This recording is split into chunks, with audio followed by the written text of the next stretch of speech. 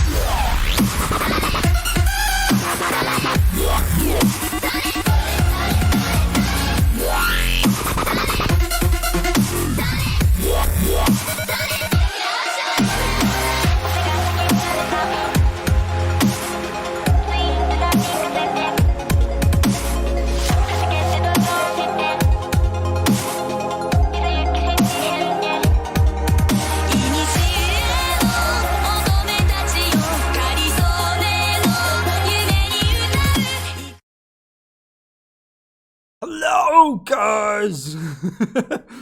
So, how is everybody? Huzzah! Huzzah! Welcome back to another episode of podcast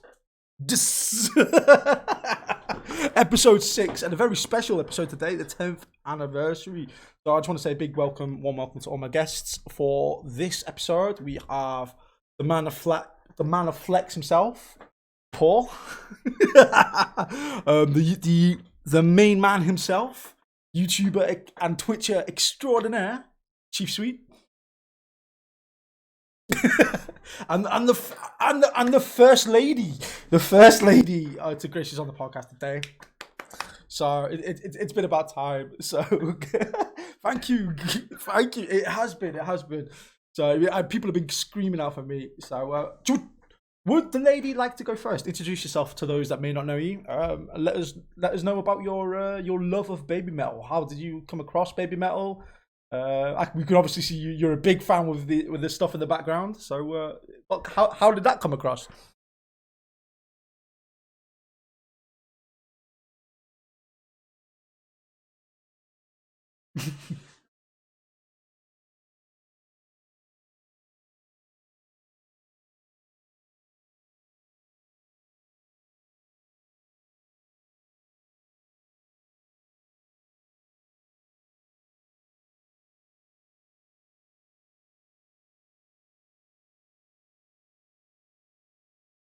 That's pretty much how it... 8 times. Oh, bloody hell.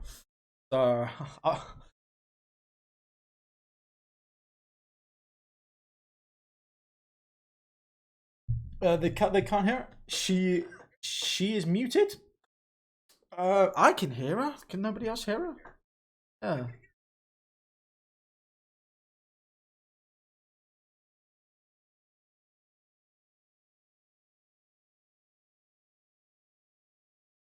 Try push to talk. Can you hear me now, chat? Oh, yeah, he can't hear us. Yeah, okay. Maybe it's us. Maybe it's us. Can you Well, hear us I'll start. better? I'll There start. it is. I'll Okay. start. There we go. Then we'll start again. There we go. Welcome There to the podcast. I'll do a quick I'm silencing the female on the My- first podcast. my error on that part. I do apologize. There we go. All that set up, and then I go on. Cop. So I'll start. Technical difficulties. I'll start again. We got the main man Technical Paul, difficulties, people. YouTuber and Twitch chief, and the first lady. And what I said was, would you like to introduce yourself? Tell everybody everything that you love about Babymetal and stuff like that, and how you got into it. Sorry, I apologize. It's my fault. I didn't unmute the goddamn chat. Okay. Hi, everyone. Again, I'm Geltza. Been listening to Babymetal for a few years now. You guys are coming and going on me, so I'm going to refresh before we. Me too. Nope. I was thinking the same thing. And then Okay, there I'll was carry on, one.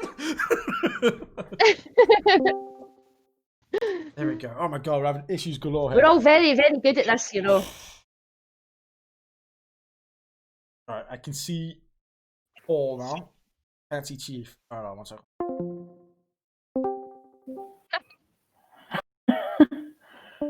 I still can't see Chief. There we go. Now we can see Chief. Now we can see. I can't see Chief. I can see you guys. Can you hear him at least, Yeah. Paul? I can hear Chief, but can't see him. So That's all that matters. I just have to imagine his beautiful face while he's talking. So That's all that matters. I can see everybody's beautiful face, so I'm happy. So for the YouTube video, I'm just gonna completely cut this bit out.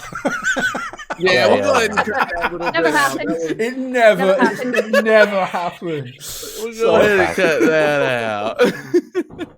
Yeah, so Geltza, yes, first lady on the podcast. Please introduce yourself. Let everybody know about your love of Babymetal, how you came across it, and why you fell in love with it so much. Sure. Hi, I'm Geltza. I've been a fan for a good number of years. And my first concert was Wembley. I've seen them 8 times. I first came across Babymetal as a WTF style video that a friend showed me. And I started showing it to other people. And the more I listened to it, the more I loved it. And then I watched all the rest of the repertoire and was obsessed.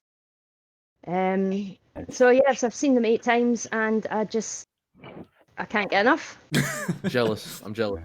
That's how it starts, isn't it? You listen to one song and then eventually you're just like, I just gotta listen to another one and another one and then another one, and it goes like that. the foxhole, they call it the foxhole is so large. So for first things first, I want to get out of the way as well is unfortunately Babymetal Tube was unable to make it. He literally was going to make it up until like an hour of the show, and then unfortunately had to drop out because of family reasons, because of his sister. So we wish him obviously all the best. Hopefully he might make an appearance on the next episode or something like that.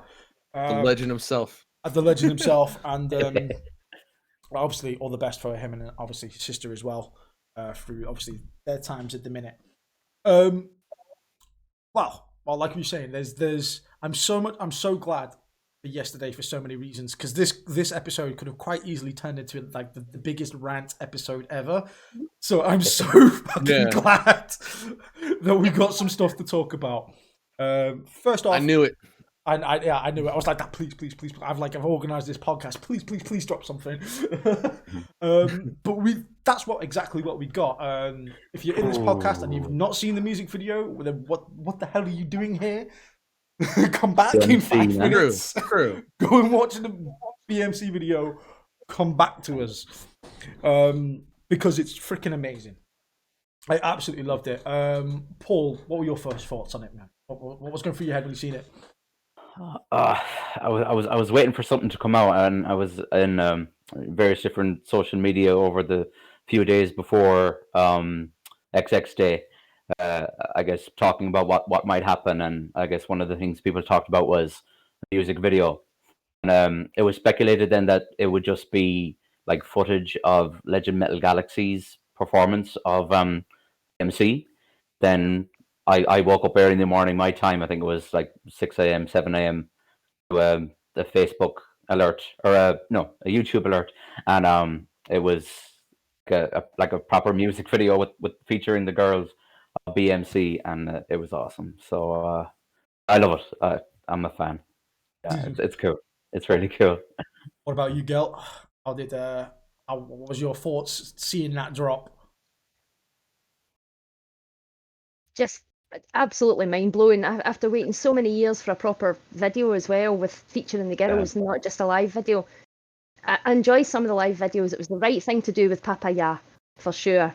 But they needed a new video, and this is just blowing everything else away. Absolutely epic. I just can't believe how cool it is. Yeah, it had been like 4 years since the karate music video. That's too long. Too long.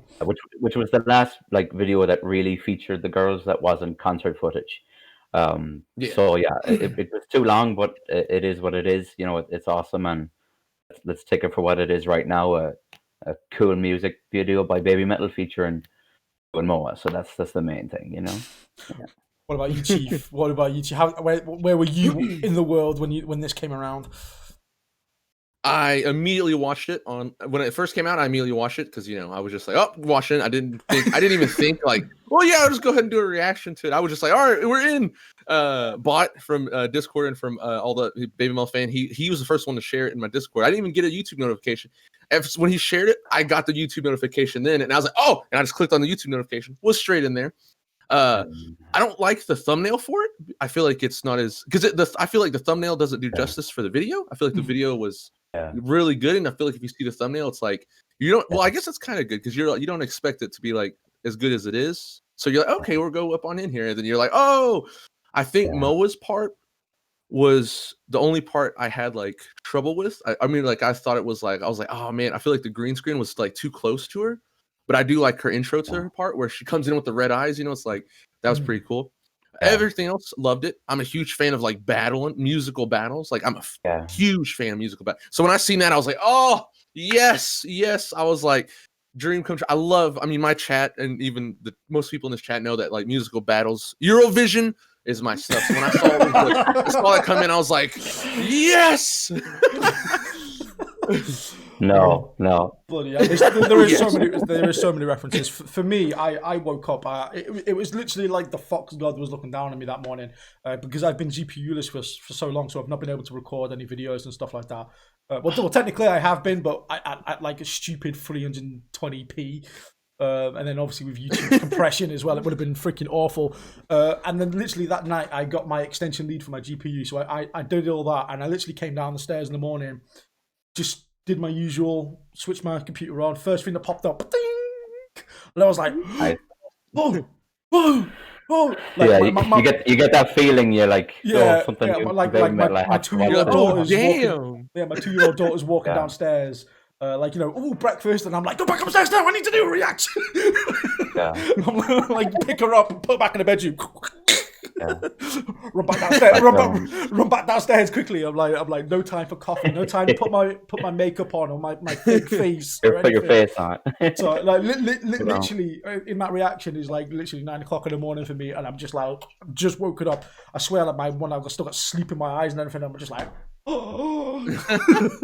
Okay. BMC guys, BMC. I mean, back to what Chief was saying about the battle sequence. It's like Suzuka versus some kind of demon in a rap battle, and she's like spitting fire like she's Cypher, rap battle, and she absolutely smashes it. And then it's Moa doing like a dance battle, and she just hits this guy in the face with her dance moves, and that's her battle scene.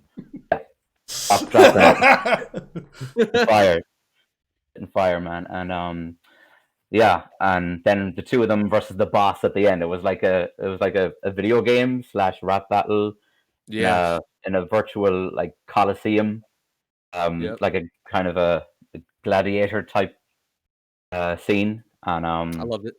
Yeah. The ending was my favorite. The ending was my favorite. It was like the IRL boss. You could see him. That was cool.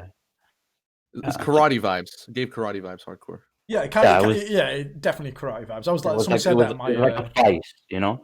The video was like a fight. Like karate is about fighting off your demons, fighting off like negative vibes, and I think that's what that was about. Like it was a power video.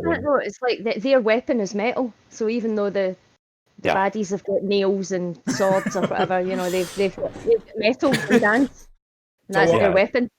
Worth the wait then. But what would you rate the music video out of 10? Yeah. If we had a choice, Chief. I'm gonna put you on 9 out of 10. first. I think they did Moa. I did like Moa. I mean, I liked it, but I feel like they could have done better. I feel like Sue's parts was so good, like visually, but I just Moa's part. Like I'm not hating on Moa, but I feel like her green screen wasn't as good as I was hoping. Yeah.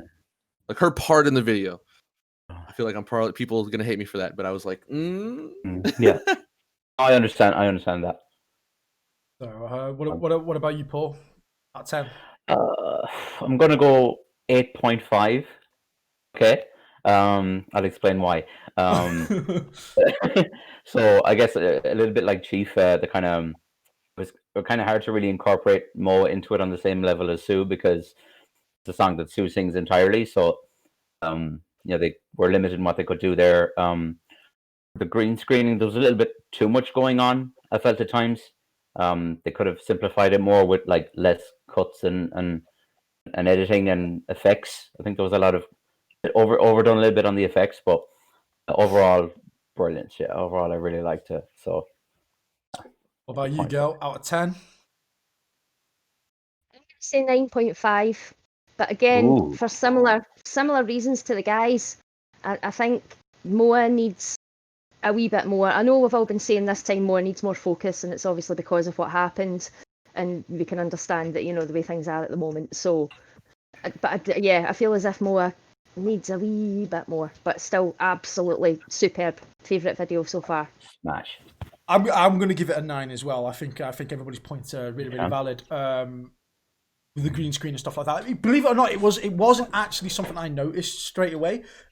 Believe it or not, my first thought of watching that video was, how beautiful has Moa like literally turned into. Like I was just like it's like seeing her again for the first time. I was just like, what?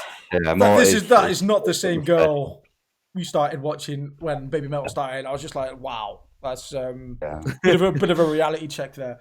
But I enjoyed it immensely. I thought it was brilliant. Even watching it for the first time, I didn't know what to say. I was just trying to process it or I didn't want to say anything. I was just like, it's awesome. It's like when I heard it for the first time, my jaw just dropped. And seeing that video for the first time had exactly the same effect, even though I've listened to the song hundreds of times since then. Yeah, just jaw drop. Like a video does more for you with a song. Like I think a video can make you appreciate a song more. Like seeing a song live can switch it up. So I definitely feel better about BMC now from the video because we have more of it to consume. You know? Also, that logo drop at the end, by the way. Oh my God, I need that on a t-shirt. I need that BMC on a t-shirt. Literally everybody in my YouTube's just like, Neon, it kind of sold out in like 3 minutes, mate. And I'm like, no. I love the. I wasn't a big fan of the t-shirt they released for it, I have to say. I know you guys were mad for it and really wish you could have got a hold of it, but I wasn't a big fan of that design, I have to say. That's good. I like the fact that people have opposing opinions, because the great thing about like Babymetal, and I feel for this band in particular, is you could have like a totally unique, really kind of girly design, which is like really pops for a different audience, and then you can have as well the black and white metal logos which stick out and really goes for another person and for another group. I do love the BMC logo. I love that, but see the t-shirt they released with the lions on it and things. I just wasn't as keen on that.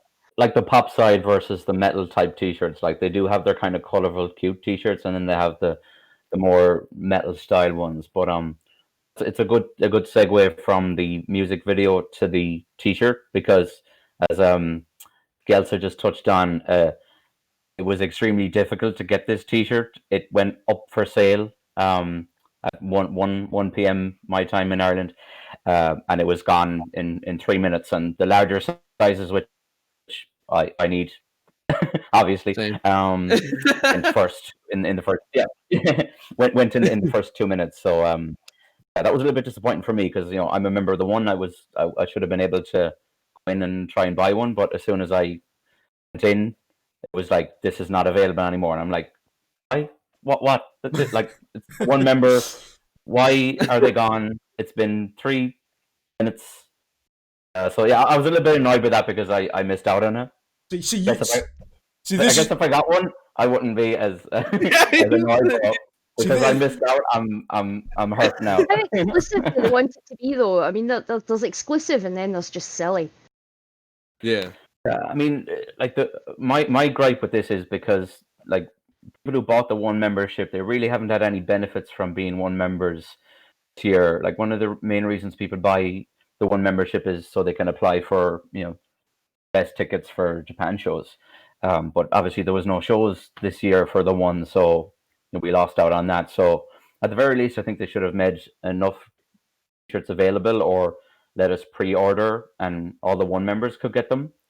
But like, there must have been such a limited number. It must have been just like a few hundred shirts for a few people, and they were gone in a couple of minutes. So I think that's more down to circumstance as well, with where the world's at the minute, as well as supply and demand. There probably would have been a lot more T-shirts if obviously more factories. I believe it's Golden Week as well in China as well, and Japan and stuff like that. That's just been, so most like warehouses and factories and stuff like that for the last week and a bit probably haven't been going at full capacity as well. So the very might have just been a supply and demand for what they can do at the minute. Well, but surely they're doing these things before they're actually ordered. I mean, are they not printing them to order? It makes no sense. It really doesn't. That is a question for somebody a lot smarter than I am.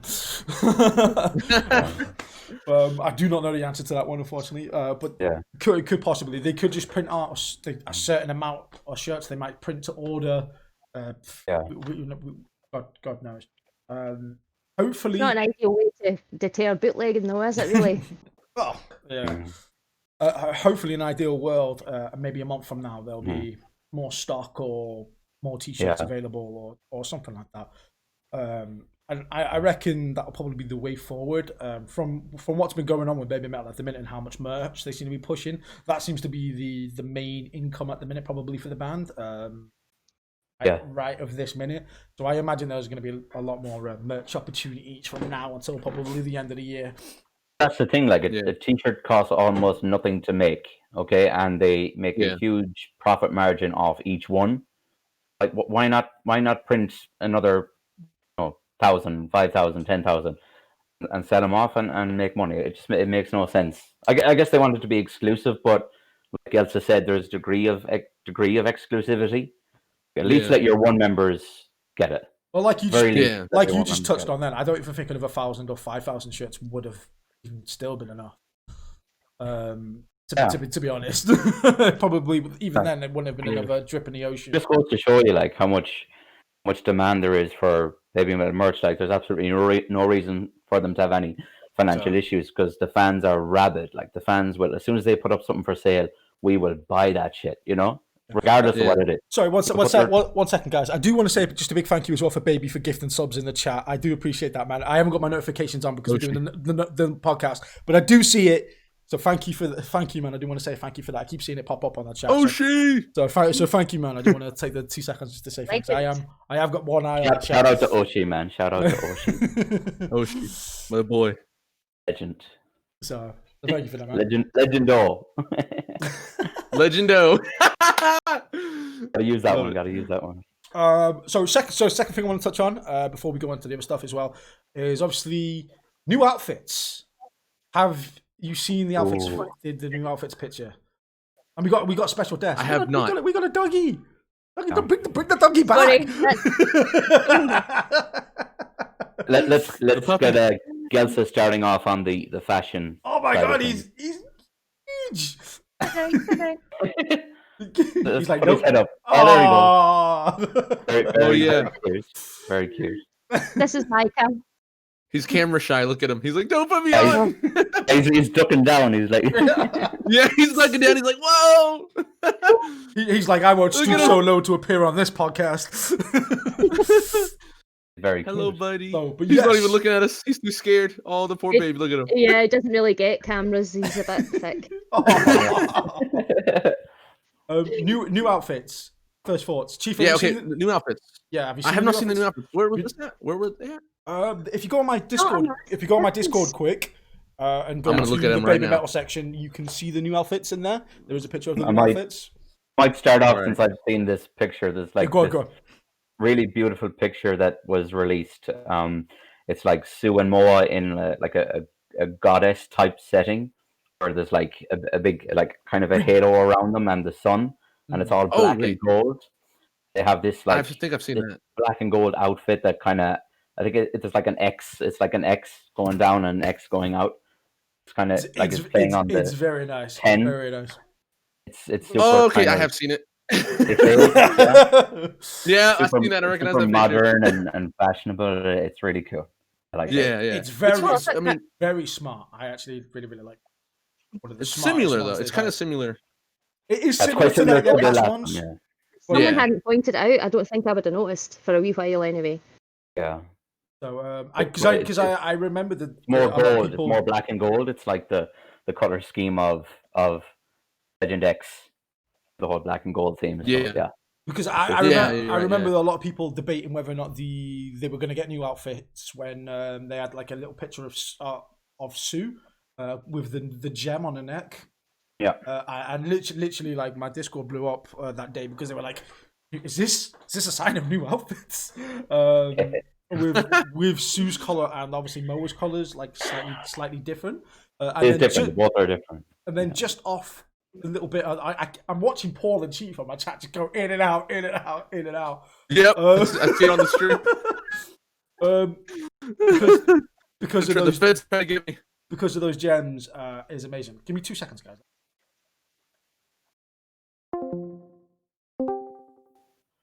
Hold up. I'm okay. I will say that Gelsa has been perfect this entire time. It's been I know, us. It's been the I boys. know, I know. That's it. We're living in a tiny village. Yeah, I was gonna say us. Nope, we're coming in and out, losing it. Yeah, Koba found us. He heard us talking about him. He heard us talking about Baby, and he's like, "What?" Only good things, Cobra, we promise. I can't make money from that. Yeah, he's Yeah. gonna make money from this. So I wish I was making money from this. Jesus Christ. Nice. I can see everyone now. That's cool. I couldn't see Yeah. Chief before. But Yes, I'm back looking good. I thought the outfits were amazing, but it actually amazed me like just how from that one shot of Sue's face, just with her gem poking out from the neck brace, Yeah. how everybody just went into like complete fan overdrive mode and was like, new Yeah. outfits. Look at the tiny little cut of this bit here. Yeah. Obviously needs new outfits. It shows how Seriously. starved we are for information, though. This is the Yeah, thing. no. With no Yeah. information for so long that as soon as Yeah. we see a tiny wee fraction of an outfit we've not seen before, everybody goes, "Ah." Yeah. We should talk about that too, because I feel like that's everybody, you know. Like Yeah, everybody's yeah. been. I've been seeing that like all over Yeah. Twitter. People are getting upset. People are getting mad, angry. You know. I seen this brilliant little GIF that keeps popping up. I think it was actually Paul who posted it. So we got the man himself actually. It's just a stick man with a person with a stick going do something, poke at the Yeah, Baby Metal logo. Uh, And I was just looking on Twitter and I was like, that is gold. Yeah, I made that, and then Paul made a proper version, a professional version. Was it? So Yeah. it was you two today. Well, there you go. They got Yeah. the culprits. Cobra's like that, right? Okay, fine. Yeah. Law. I saw like a- Cease and desist order straight away. I saw like a still image that Gelsa posted, and I saw like a GIF version, and I used that one.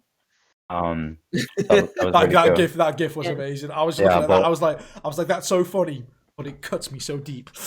Yeah. At the same time. But yeah, like what Gelsa said about us being like starved for heavy metal news. You know, we obsessed over like a 1 second clip in a Corey Taylor music video. Yeah, And, yeah. I got You know. blocked for that, by the way. I got shut down Yeah, for that. Yeah. for the reaction, yeah. And then we had something else. It's kind of touching on another point, but they appeared in a Revolver magazine Oh yeah, I've seen video this. Yeah, where they answered a question about I haven't seen the video, but I know what you're on about. yeah the trend of I guess people in popular culture wearing metal shirts, and should they wear them? And they were like, yeah, it's cool. Everyone should wear metal shirts. Fuck it, wear what you Yeah. want.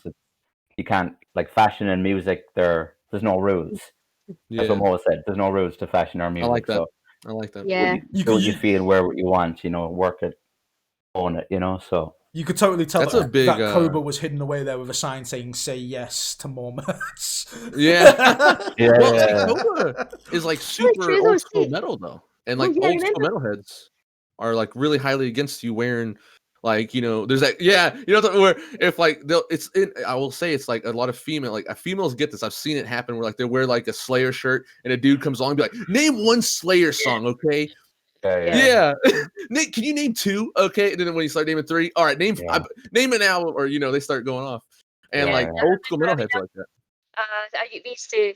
I used to be in with some proper metalheads back in the day. I was in a metal background rather than an idol background that I came to Babymetal. Yeah. And people used to get slack. I had a couple of Machine Head t-shirts and Fear Factory t-shirts, and people were always straight up to me going, "You don't even know who they are." And I would be like, "Really? Yeah. I've seen them twice."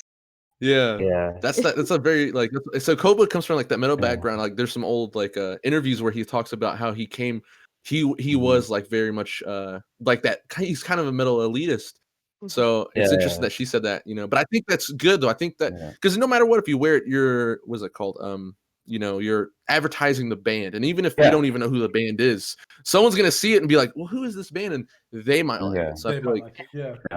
And like that was the answer of some of the other people that were asked the question. So it wasn't just Babymetal; it was like a group of like rockers, and metal heads, and pretty much everyone had the same answer. Like they just didn't really care, but like they all a lot of them spoke about a time like years ago where, like as Gelsa said, if you were wearing like an Iron Maiden shirt and you didn't know what Iron Maiden was, you were at a concert, they would rip the shirt off you because you're just a poser. Like, but, I guess younger people or bands nowadays that don't really care that much. I feel like it's because of bands like Iron Maiden, actually, Metallica, to name a few. I feel like they've become so commercialized, which they're entitled to be now because they're such huge bands. I mean, these are bands as well that appear in like The Simpsons and stuff like that. You they're don't mainstream. They're mainstream. Now, You don't need to be a metalhead to know who they are. So once you've got like shops, especially in England, selling like Tesco, for example, or Asda, which is like the Best Buy of America and stuff. When you see like Metallica t-shirts so easily accessible in these kind of shops, it's so easy to go, "Oh, that looks cool," and pick it up and wear it. And maybe at the beginning, maybe 10 years ago, when this kind of all started happening, I think there was a little bit of like Chief said, people going, "Well, who's that band? Name one song." But I feel like it's been 10, 15 years since the bands have started doing that in mainstream shops now, and I feel like it's getting to that stage where it's like more socially acceptable. You see it more with girls that I wouldn't associate with anybody listening to metal wearing, like you said, Slayer t-shirts and stuff like that. And I've never really given it a passion for. If they like that stuff and they think it's cool, go wear it. Yeah, it doesn't bother me at all. Like, I mean, if they don't know about the band, but they think the t-shirt looks cool, and maybe they'll look up the band, or their friends will look at it and say, "Oh, what's that on in your t-shirt? Is that Babymetal?" And then they go on YouTube and fall down the foxhole. So, and maybe they're on here one day. So, at a show, So, I mean, it's all good. That leads me back to another thing of having a sort of like the same kind of situation scenario of having a Babymetal t-shirt around metalheads. Seems to not go down quite well either. which is something I've noticed. But again, I feel like that perception slowly changing. The last couple of albums have really helped that. I was thinking about this the other day. I mean, with the second album, when it came out, it wasn't really what I expected. It was, but I think they had to do that album to be taken more seriously in the metal world. And I think Babymetal are fighting to blur those lines. And I like it. I like the kind of blurred lines between the music types and fashion and sense and these kind of things. I like that. Yeah. It leaves things a bit more open and free for people to be able to do what they feel happy doing. Absolutely. Well, Yeah. that's it. That's the core of Babymetal at the end of the day. Is no matter where you're from, whether or not you're metal, jazz, or whatever, purely you watch these girls have fun and smiling, and it makes you happy. Mhm. And I feel like that's the core thing of Babymetal in the first place. Is just go into it. They don't take it too seriously. It's all about having fun, smiling, having. Well, just kind of feeling good and just absolutely enjoying the music at the same time. Yeah. And that's the core in essence. Is it weird that I feel like Metal Galaxy is like the least metal, and I feel like if like real metalheads like heard, you know, like most of the stuff from that album, they would not like Babymetal, but if they heard like Babymetal's debut album or like Metal Resistance, that's the album that would It's get the second, more yeah. metalheads. It's the That's why second album. Yeah. The second Yeah. album is the way to go. If you want to Yeah. turn on metalhead towards Babymetal, the second album is the way to go. I feel like the first one, with like Doki Doki Morning and stuff like that. Yeah. Those kind of songs, I feel like if you're trying to convert a proper metalhead, those are a little bit too Yeah. cutesy for them. They kind of look like that. Yeah. And you get that you get that what the fuck reaction from them. Like, what the hell? That's not metal. Yeah. Where's the Personally, I don't think Babymetal are like that fussed about appealing to, I guess, conventional metalheads now, because they are established now in their own thing. Yeah. And even at the start of Metal Galaxy, Future Metal, they say, you know, this is not heavy metal. So they're not trying to be your conventional metal band. They are who they are, and you take them as Yeah. they are. And this is us. And Album opened that path for them. I think if they hadn't produced and brought out the second album the way they did, they wouldn't be where they are now. But the third album is more what I expected for the second album. But the third album is like experimental Babymetal again. Yeah. They're kind of established now. Yeah. So they have like you know, Papaya, which is like a Thailand theme song. They have Shanti Shanti, which is like, you know, a South Asian Indian vibe. Then you have Night Night Burn, which is like a Spanish Latin vibe, and then you have BMC, which is rap. Like, so they're touching on all kind of genres and all kind of areas of the world, and they're just having fun with it, you know. the first album adultified. That's what I feel like. Yeah. Yeah. I mean, if we're talking about the fourth album, like direction, like to, because obviously we don't know. Everybody says one thing. Oh, we'd like them to do this, and then they'll go out and do a completely different thing, but it will be freaking awesome anyway, and everybody will be like, oh yeah, I like that.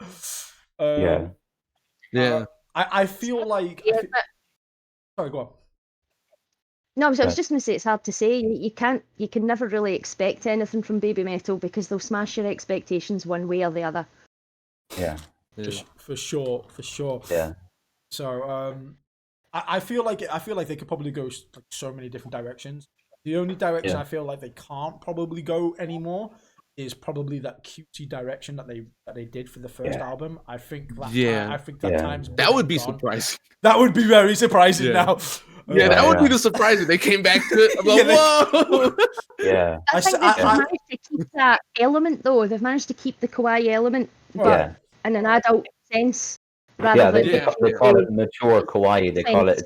Yeah. It's still cute, but they make it more mature. Like, to answer Leon's question there, I'd kind of like to see like moving back a little bit to the first album, but not all the way back there, in the sense that I'd like to see like Sue solos, or you know, maybe Moa get a song, or kind of revive the Black Babymetal thing with an Avenger or whoever is the third person on stage. But also, you know, let the Kami come more into it. I think people really appreciated the American Kami's solo before Kagero, and my chat's just made a really good point here, where if you really brought Kagero to Moa life. I'm with you, Paul. I'm exactly with you. I think the same thing. I just want to intersect here.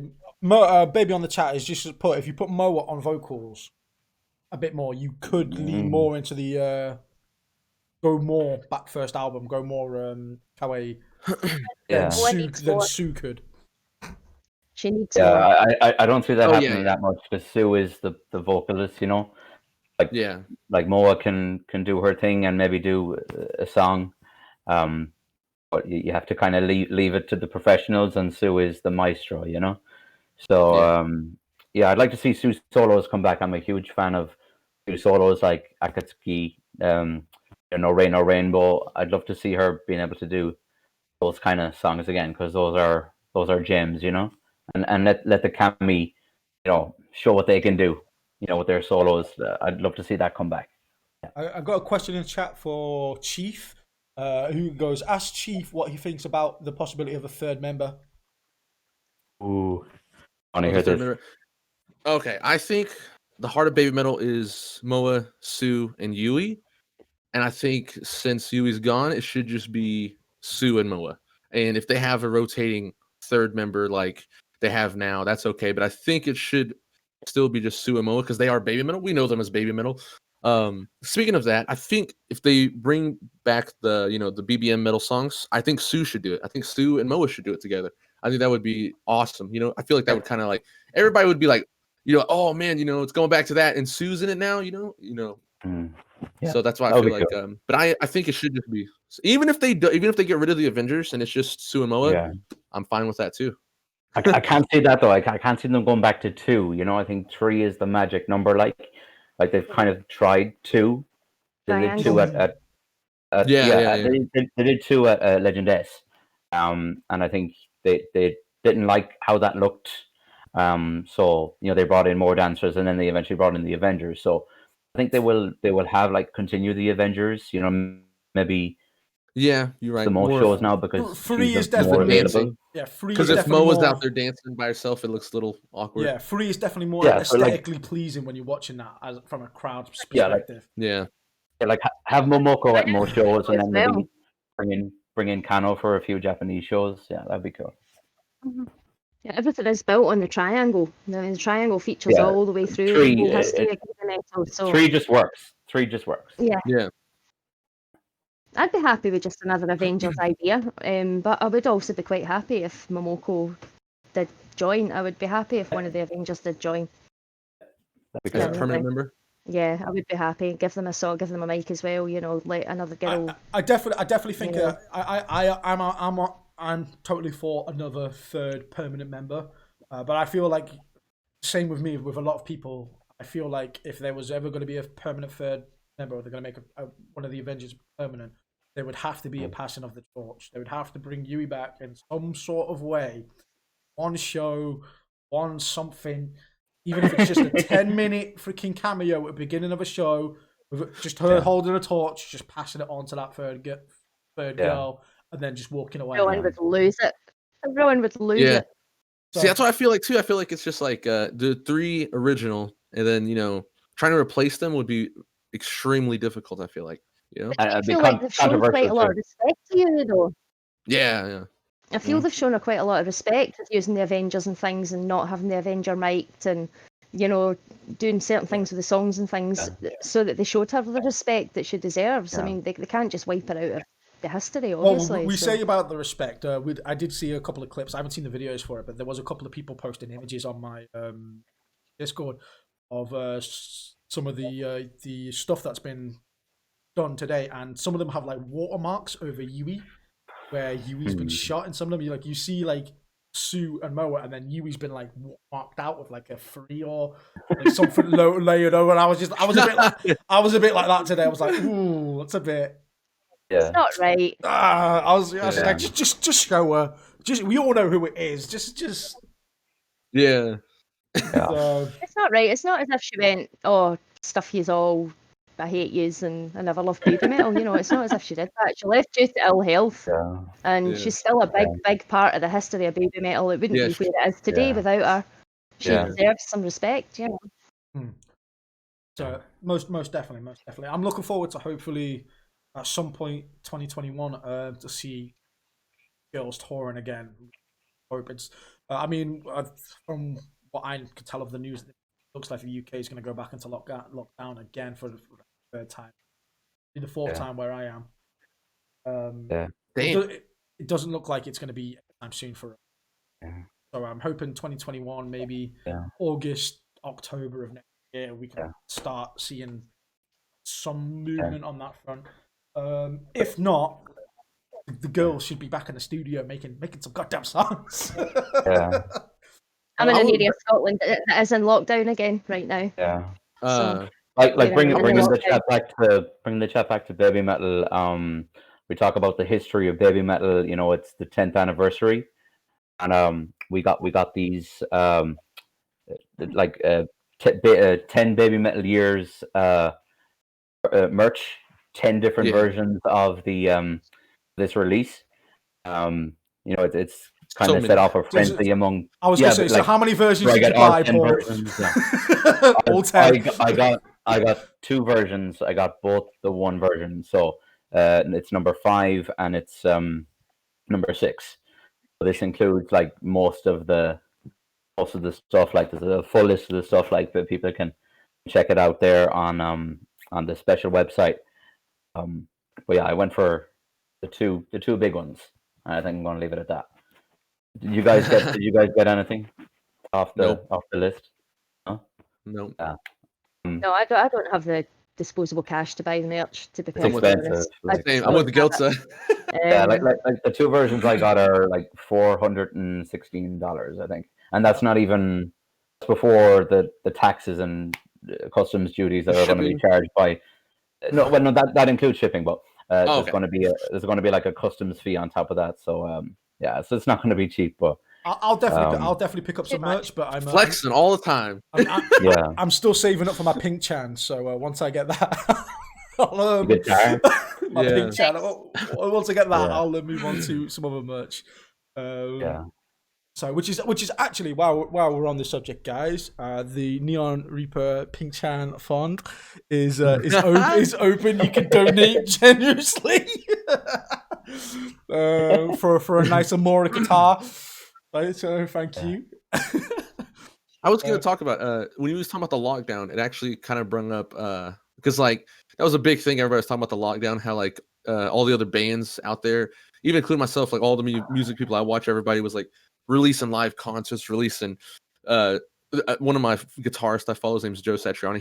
He's about to complete 2 albums during this lockdown, and it's like what 2 albums, and everybody's like writing new music, just coming out with all kinds of content, and that's what like everybody was like drowned out about was like, you know, everybody else is doing something. Why isn't Babymetal doing something? But I think that's also why we got BMC music videos because of the lockdown, because I think they were probably working on that during the lockdown, and you know, I definitely feel like we got that because I think Yeah. started to complain.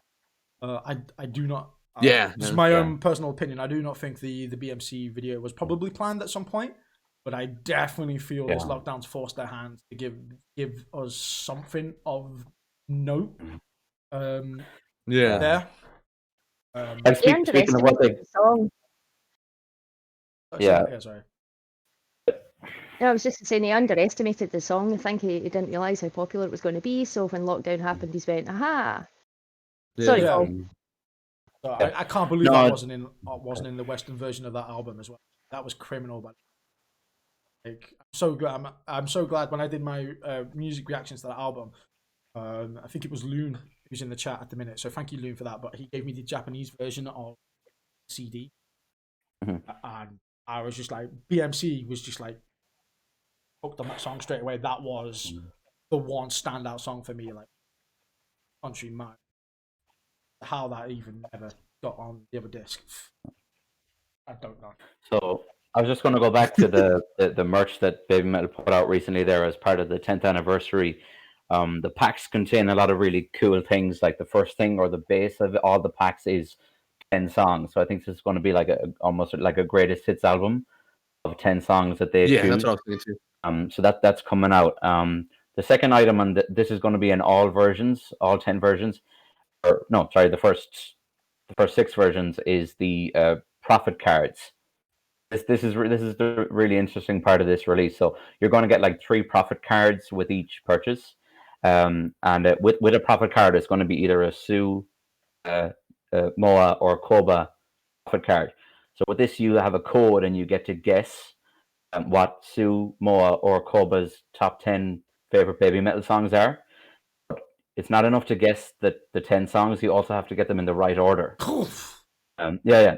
So if you manage to, you know, try the odds and get all the songs right that maybe, for example, Sue selected and get them in order, get a chance to get the Sue CD of her top 10 songs and maybe some other cool prizes. So version, I'm looking at it here. version 7, 8, and 9 of the 10 are the Sue, Moa, and Koba, I guess, favorite CD of the songs. And this is going to be like a very exclusive item because you're going to have to guess all the songs and guess them in right order and have the right profit cards. Surely there's no one that's going to get that. I can't. I'm gonna get it right. Some people will, and that's going to be a super exclusive merch item for everybody. If I had the money for it and I got it, I would get it right. I have faith in myself. Yeah, like that's it's going to be huge. Like, and it's got like all the one version's got a bunch of cool stuff. They got a Karuta battle card game. It's like a classic like card game that they play in Japan. It's called Karuta, so it's about like pictures and poems and matching one to the other, and it's going to be like a Babymetal version of that comes out with option 5. And there's a bunch of other cool stuff like Chronicle membership interviews. So there's going to be Chronicle member interviews. So there's going to be like a video interview with Sue and Moa, 10 best live songs, a 72-page photo book, a big flag, this Karuta card game, the tournament poster. We can get onto the tournament next, but it's just got a bunch of really cool stuff and to commemorate 10 years of Babymetal. So that's really cool. I wish I wasn't skin. There's so much I want. There's a lot of stuff.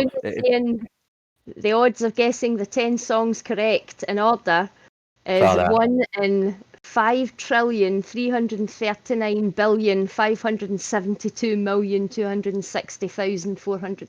Wait, is that even right? Is that wrong? Good luck, Paul. Good luck, mate. Yeah, because it's like a lottery. Yeah, that makes sense. It's like a lottery. So, yeah, that makes sense. I think that would. You can do is try. Yeah, that would make sense. That's brilliant.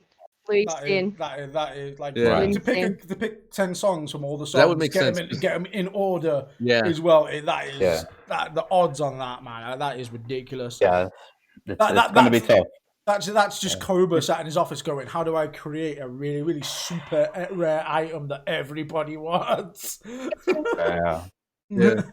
Twirling. You could see him in the office now, just twirling his mustache. So just getting it all working. I would really. Loon says it's 5 quadrillion, 1 in 5 quadrillion chance. It's some crazy odds. Like it's nuts. If somebody actually wins that, please let me know. I would very much like to track down a person who wins that. Because you have to get the cards too, right? Because I will personally ask them to appear on this just to show that off. Anybody knows a winner of that. Please let me know. So you have to buy the merch to get the cards to do it, right? And then when you buy a version, you get 3 random profit cards. Nobody's getting it. Nobody's getting it. There could be Sue, there could be more, there could be Koba. Now I don't know anyone who wants the Koba cards, but whatever. Maybe there's some big Koba fans out there, but. The hot ones are going to be Sue, obviously, and Moa to a lesser extent. But it's going to be almost impossible to guess like all 10 and guess them in order. That's I would say someone will do. It's it. already There'll be at least one person. Hopefully. There's probably like a lot of people who don't have money because of this, like Corona. So like it's like already not some people have to buy it. They're probably not getting everyone's buying it. So. The person who's like me, exactly. I know I would get it right. I'm not able to buy it, so right there. Yeah. Somebody get Chief a ticket. Somebody give me some tickets, boys. Let's win it. I believe in myself. I believe it. Yeah. So I feel like I'm in the mind of Koba. I know you were touching on the tournament as well. I've seen that. What do you guys think of the tournament? How much do you know about it? I don't know much about it. I don't understand. What's going on with that? I'm with Gelsa. Okay, I'll explain. Walk us through this. Because I just thought it was a song battle, but then I know that there's more to it than that. So basically, it's the Babymetal 10 Legend Songs tournament. So basically, they've taken all Babymetal songs that they have performed before, I guess, and they've put it in like a tournament bracket where they break down like one song against the next one that moves on to the next round, and then there's a semi-final, and then it's going to end up with like a list of 10 songs that they're going to like record onto a CD. And I don't know if this is 100% certain, but as part of the 10th anniversary, there's going to be a concert for the one members only. It's going to be streamed in December. And some people think, although this is not on this list, they think that the 10 songs that are selected from this list are going to make up the set. Are going to make the set list for this concert, and it's always going to be part of one of the CDs or one of the discs as part of the one version access as well. So so it started today on Instagram. The vote has been done through Instagram, so they had like 4 battles. Instagram's the today. One, bloody you. Yeah, it's done on Instagram. So there was 4 battles today. So they had poll, though. They had IDZ versus Arcadia. Had Dada Dance versus Ine, Gimme Chocolate versus Awadama Fever, and Song 4 versus Onidaddy. So, let's go through the songs quick and let's each pick who we think with the the 2 if songs. you guys can pull up the bracket there, I put it in the obviously somebody's gonna have to talk to me because I can't do it because obviously I'm. I picked mine yesterday. I think maybe Chief got some double screens there. He can pull it up, but IDZ Arcadia. I mean, for me, those are 2 awesome songs, but it's almost nothing beats IDZ. So that would be the one that I would select there. Same. Next round is a little bit closer. Dada Dance versus Ine. You know, it's a classic song versus new song. I would personally go for Dada Dance, but I know a lot of people will go for Ine. Ine for me. So that one's a little bit closer. Ine. Yeah. And then like Gimme Chocolate versus Awadama Fever. That's impossible. Ooh, that's a hard one. Gimme Chocolate. Gimme Chocolate. I mean, but this kind of brings me to a certain level of criticism of this tournament because it seems it's on popular. It's on Instagram. Okay, so it's just going to be everyone selecting, even the most casual Babymetal fans will select. So, Gimme Chocolate, Karate, Road of Resistance, the one. These are probably going to win out over lesser known Babymetal songs. Yeah, I personally I like Fever a lot more than Gimme Chocolate, but I feel like the general populace are gonna know Gimme Chocolate as. Ine's getting beat though by Dada Dance. What? Yeah, on Instagram. Voting. If you go on Instagram, it was 50-50 for a lot of the day, but Ine seems to have pulled ahead towards the end of the day. So good. I was gonna say I thought Ine's right now getting beat. Well, Ine's getting beat. Mm-hmm. It is right now. What? Yeah, no, Ine's getting beat. Okay, so maybe it's changed. It changes as people vote, but Gimme Chocolate though is destroying. Gimme Chocolate's like 80%. Gimme Chocolate's too iconic. Any song I think Gimme Chocolate's gonna go against is gonna like it's gonna be like. I'm surprised. Song 4 is getting beat. Huh? Wow, hurts my heart. Like people love Onidaddy Daisasken because it was one of the more favorite Babymetal songs at live shows because it had the whole crowd participation where they like threw fake money up in the air. You know, got it. It was that kind of vibe. So that's very popular. You know. Oh God! Here we go.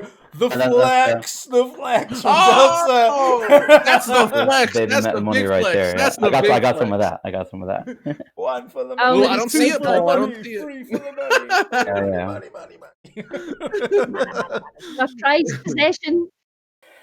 Yeah. So where do you live again? I'm no, for no particular reason. So I'm gonna go take that. So that was today's battle, and that's still open. Tomorrow, it's got a whole new set of songs, and it's going to be over the next few days. So I would say get on Instagram, keep an eye on Babymetal's feed, and, even on Facebook. I forgot. The Facebook. I don't think the Facebook is going to be the official one because if you have a poll on Instagram and a poll on Facebook, like which one do you pick, or like how do you determine the results? I don't see the website. The website links to Instagram, so I think the Facebook one might be just like a proxy vote, like not the official one. The one they will actually go with is Instagram. Are they not owned by the same company anyway? Can they not? Yeah, they're owned by the same company. Yeah. They might be able to amalgamate then, would they not? Yeah. They'll get the stats or something like that. Probably chuck both of them together. Yeah, they might. They'll work it out somehow. Yeah. So Yeah, it's basically got the full list of Babymetal songs. Like you can put up the tournament picture; it's all over Babymetal social media. So you have a look at the bracket and vote on Instagram, So Facebook, whatever. basically what you're telling me is I have to systematically create 20 million Instagram accounts today just to vote That's- just to vote for Ine. Yeah, I was gonna say Maybe that's a big maybe problem not that too. many. They're Maybe not like that the many, bots. but, Instagram has a real problem with like bot accounts and like people like buying like yeah, stuff like that. So, are Yeah. the votes real? Conspiracy. yeah. Like looking a little bit further down the bracket, like there's one particular bracket that really kind of makes me think like, how is this one gonna go? So basically, it's in the first round, Papaya versus Yava. I think I would pick Yava, but I think I would too. the mainstream fans would pick Papaya. So See, Papaya is Yeah. probably my second favorite song Yeah. from Legend Metal then after BMC. yeah, But even I And would the- probably pick Yava. but then the other side of that is Rondo versus No Rain No Rainbow, and that's where that really Rondo. gets me because I love Rondo. both of those songs. Rondo. Okay, it's a unanimous, so it's Rondo. So, Rondo. I'm the only one. It's no Rain No Rainbow for me is something special. So It's good too. It's a good tough too. one. It's a tough one. Like Megitune also goes up against Night Night Burn. This is a tough battle. Make it tune all day. Yeah. The oh my one God, the one versus Shine is another battle. So there's some that's tough tough choices now. to be made. Yeah, there's some Yeah. tough choices to Yeah, be Shine made. is So pretty good. see how it goes. You know. Where's like karate and stuff on this? So karate comes up against Kagero in the first round, Oh, that's an easy. and the Yeah. winner of that Legend. the winner of that takes on the winner of Catch Me If You Can and Elevator Girl. Whew. So yeah, I think karate will get that because Yeah. it's mainstream. You know, it's YouTube video. Yeah, it's probably It's gonna. good. It's better. It's the best one. And I'm not mad at karate winning. I really like karate. So. I like karate too. Yeah. I love it. Looking at the list, BMC you'll probably get in there. Headbanger, Mikitsune, maybe Doki Doki Morning. Yeah. Although That would Doki be Doki fun. Morning has some very stiff competition. It comes up against Syncopation first. I know Chief doesn't like Winning easily. Syncopation. I'm gonna call Headbanger to win it. I'm gonna throw that up there right now. So there's not one overall winner. It's like it's going to be 10 winners. So Yeah. Headbanger just has to beat Shanty Shanty, which I think it will do pretty easily. I think it will. Yeah. And then it needs to just beat Brand New Day or BBAB, which it will do, I think, quite easily. So yeah, Headbanger is going to be on there. Yeah. I'm gonna take a restroom break real fast. I'll be back. No problem, man. Yeah. Okay. And then they were free.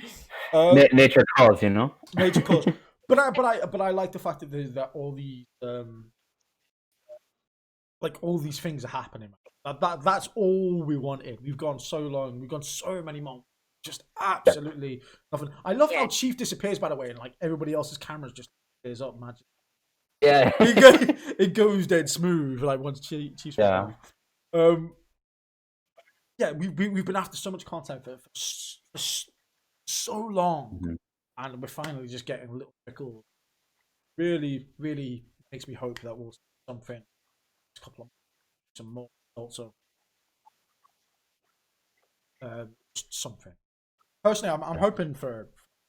Maybe I'm being a little bit ambitious, but I'm looking for a new album. Maybe being announced for the beginning of 2021. Yeah.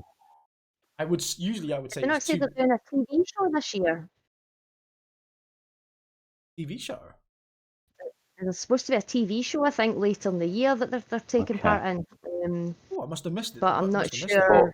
I can shed some light on that. So basically, there was an article from a Japanese, I guess, media or music website ever.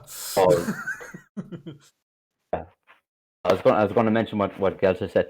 There was an article in an online magazine, media magazine called Natalie in Japan, and they basically put it out there that we're going to do 5 videos on YouTube of like a talk show interview style thing. It was going to be on at like 9 o'clock Japanese time every night for like 5 nights, but it got deleted pretty soon after it went up. So I guess the speculation is maybe that was in the plans.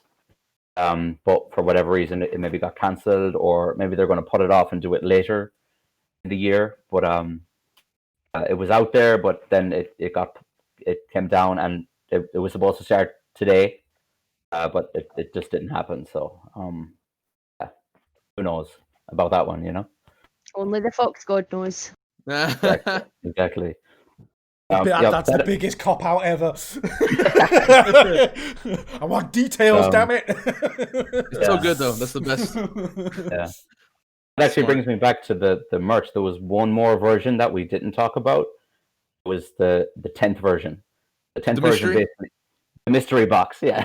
I was waiting when we was gonna talk about that. I was like, "What's good?" Yeah, like all of the other versions have like very detailed descriptions of what's involved or what you need to do to get them. Number 10 is like a complete mystery. The only picture is like a big question mark, and it says, "Only the Fox God knows" version. It's like details will come later. So people are fascinated by like mystery box.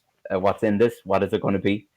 There's some speculation out there. Is it going to be? I'm gonna say it's going to be like a personal show.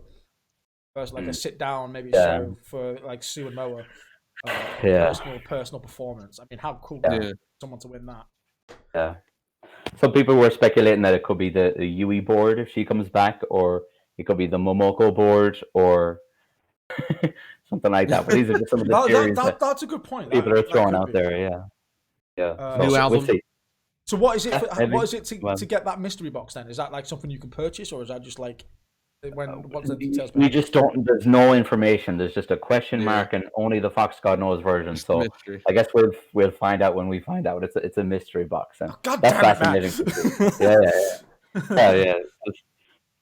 Like they did that just to fuck with us because they know we're dying for information, and a mystery box is like throwing a cat amongst the pigeons. It's like, what is it? What is it? Everyone's like, what the fuck is this thing? But yeah. We're left guessing. We're left guessing as usual. We'll find out. We'll find out at some god. It has to be something pretty big. I feel like, otherwise, because even though with all this merch now, it's kind of like merch, or like it's all the 10th anniversary stuff. It's like greatest hits type of feel to it. It's a super greatest hits, like 10 different versions. Yeah, a bunch of games and craziness and a bunch of stuff. So, but that, like what Chief said, that really goes to the point that some people were making, that none of this is new content, and what a lot of big metal fans want is content, like new songs, new album. They want to hear about Babymetal's future. This release is very much about the last 10 years and looking back. Fans want to see what Babymetal are looking at going forward. So I feel that for that. But I also feel that it's very important to acknowledge the girls after 10 years as well. I know a lot of people want new. I'm very much in the same boat that I want new. But at the same time, you do need to step back sometimes and just first 10 years and sometimes just being able to praise the girls and stuff. So far, and sometimes it's easier to take a step back, move forward, than just continuously trying to push the envelope as it was. Some people are saying that they think since it's like kind of like a greatest hits time right now, they think that they're gonna be quitting. They're gonna be like kind of like retirement hiatus after this. So hope not.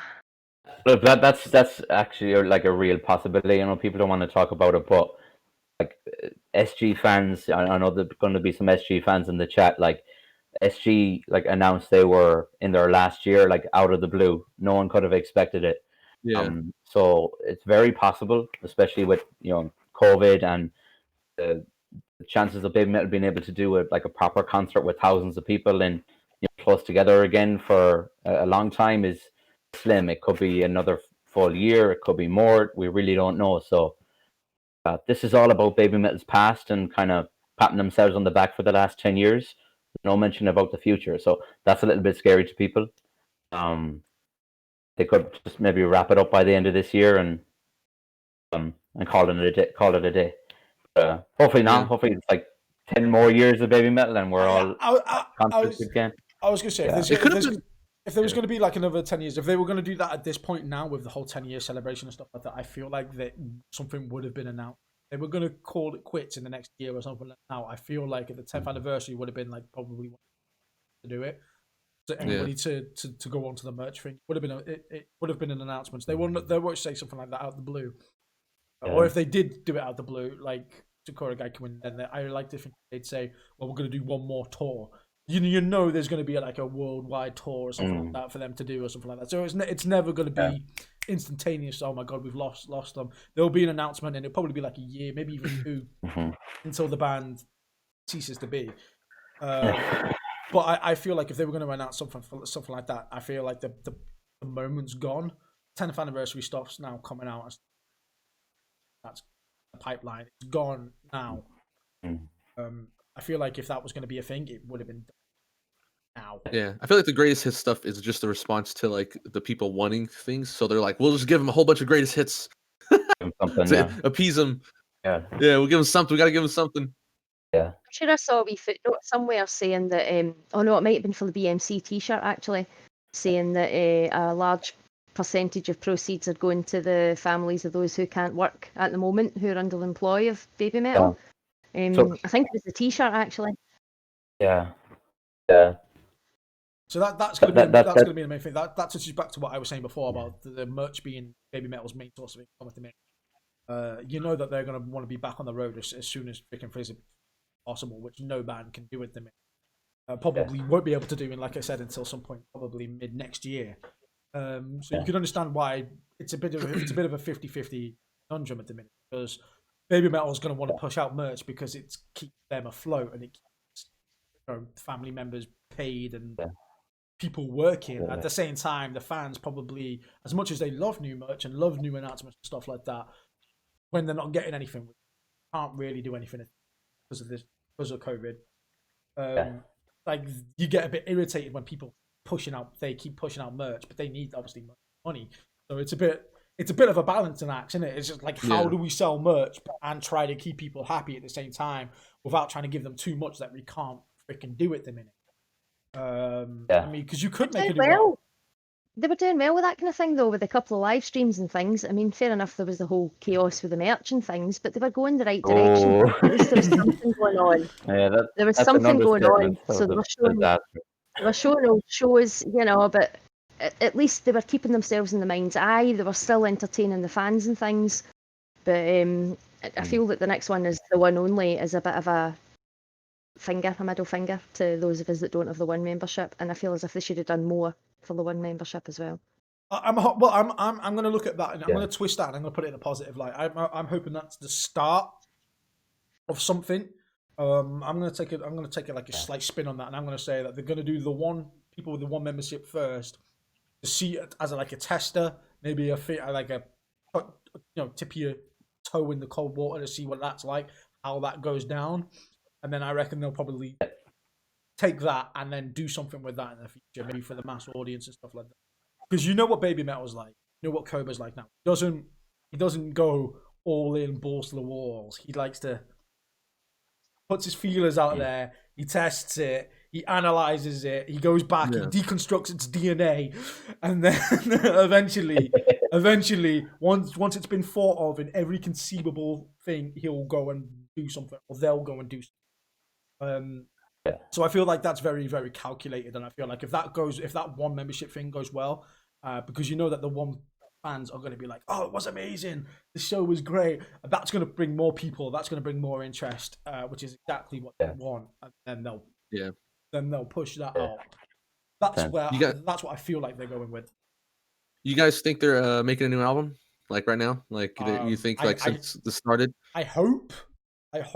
I mean, like I said, if you can't tour and you're going to be off for a year and a half, you'd like to think that they've started on something. Writing some stuff. Something. You know, I think they could do it. Like a lot of people saying, they're saying like, it's because of Corona. But in the past, we've already known like people they've collaborated with that they never met them. They like Polyphia's guitarist Henson. He never met him. They just sent him the track over. He sent it back to them. I mean, it's easy nowadays to make music without having to meet people. You can just hear it. All right, I'm gonna record home, send it to you. Yeah, I feel like that's the thing as well. I mean, you got to compare. I think if it was just Babymetal, I think nobody would be problem is now is the day and age of digital and stuff like that. You've got to compare Babymetal with other bands and what they're doing right now. And when, as a Babymetal fan, when you like I said, when you see them doing nothing apart from obviously their merch stuff. And that's still something, though. You know, that kind of shows. But when you see other bands doing live streams and stuff like that, and then you've got like I said, bands at the minute like Broken by the Scream are doing a collab with another band or a live stream together and stuff like that. When you see other bands making albums, pushing 3 songs out and doing live shows and stuff like that, you kind of, as a Babymetal fan, it's like it goes back to that gift, doesn't it? Like that with your stick. Yeah, do something. But that's why I say they could totally be making a new album. I think that there's a high possibility that they're making an entirely new album right now, and they're using this time like, you know, pretty wisely. I don't know how the restrictions are over in like Japan, but like I follow this Japanese streamer, and he just like walks around every day just IRL streaming in Japan, and it looks like, I was like, did they not have like, is it not bad over there? Because it looks pretty like okay over there. And then even people in chat will ask him like, is it not bad like where you're at? How come you're able to go to bars, and how come you're able to do like certain things? And he's like, well, it's not that bad over here. So I'm like, you know.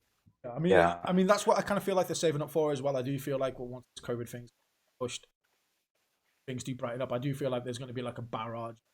We feel like tours. There's going to be merch. There's going to be hopefully some new songs.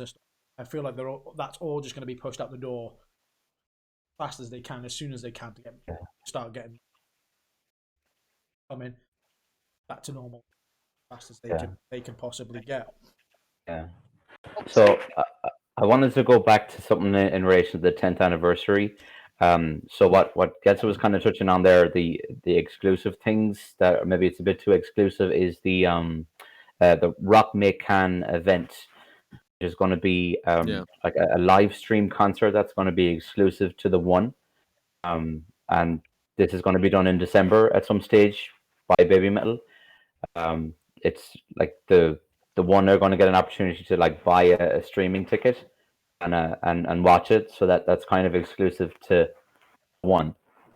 But it's also convenient that they've left enough time between now and then for people to buy the one membership now.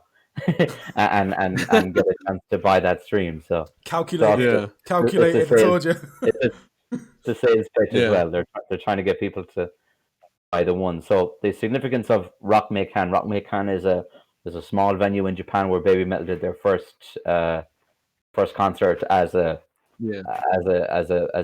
group. So it's this tiny little venue. Gelsa touched on it there, that some of the proceeds is going to go to Rock Can, to this venue, to support like small independent venues in Japan during the lockdown when there's no shows. And also to support the staff, the roadies and the Fox God crew and the people behind the scenes.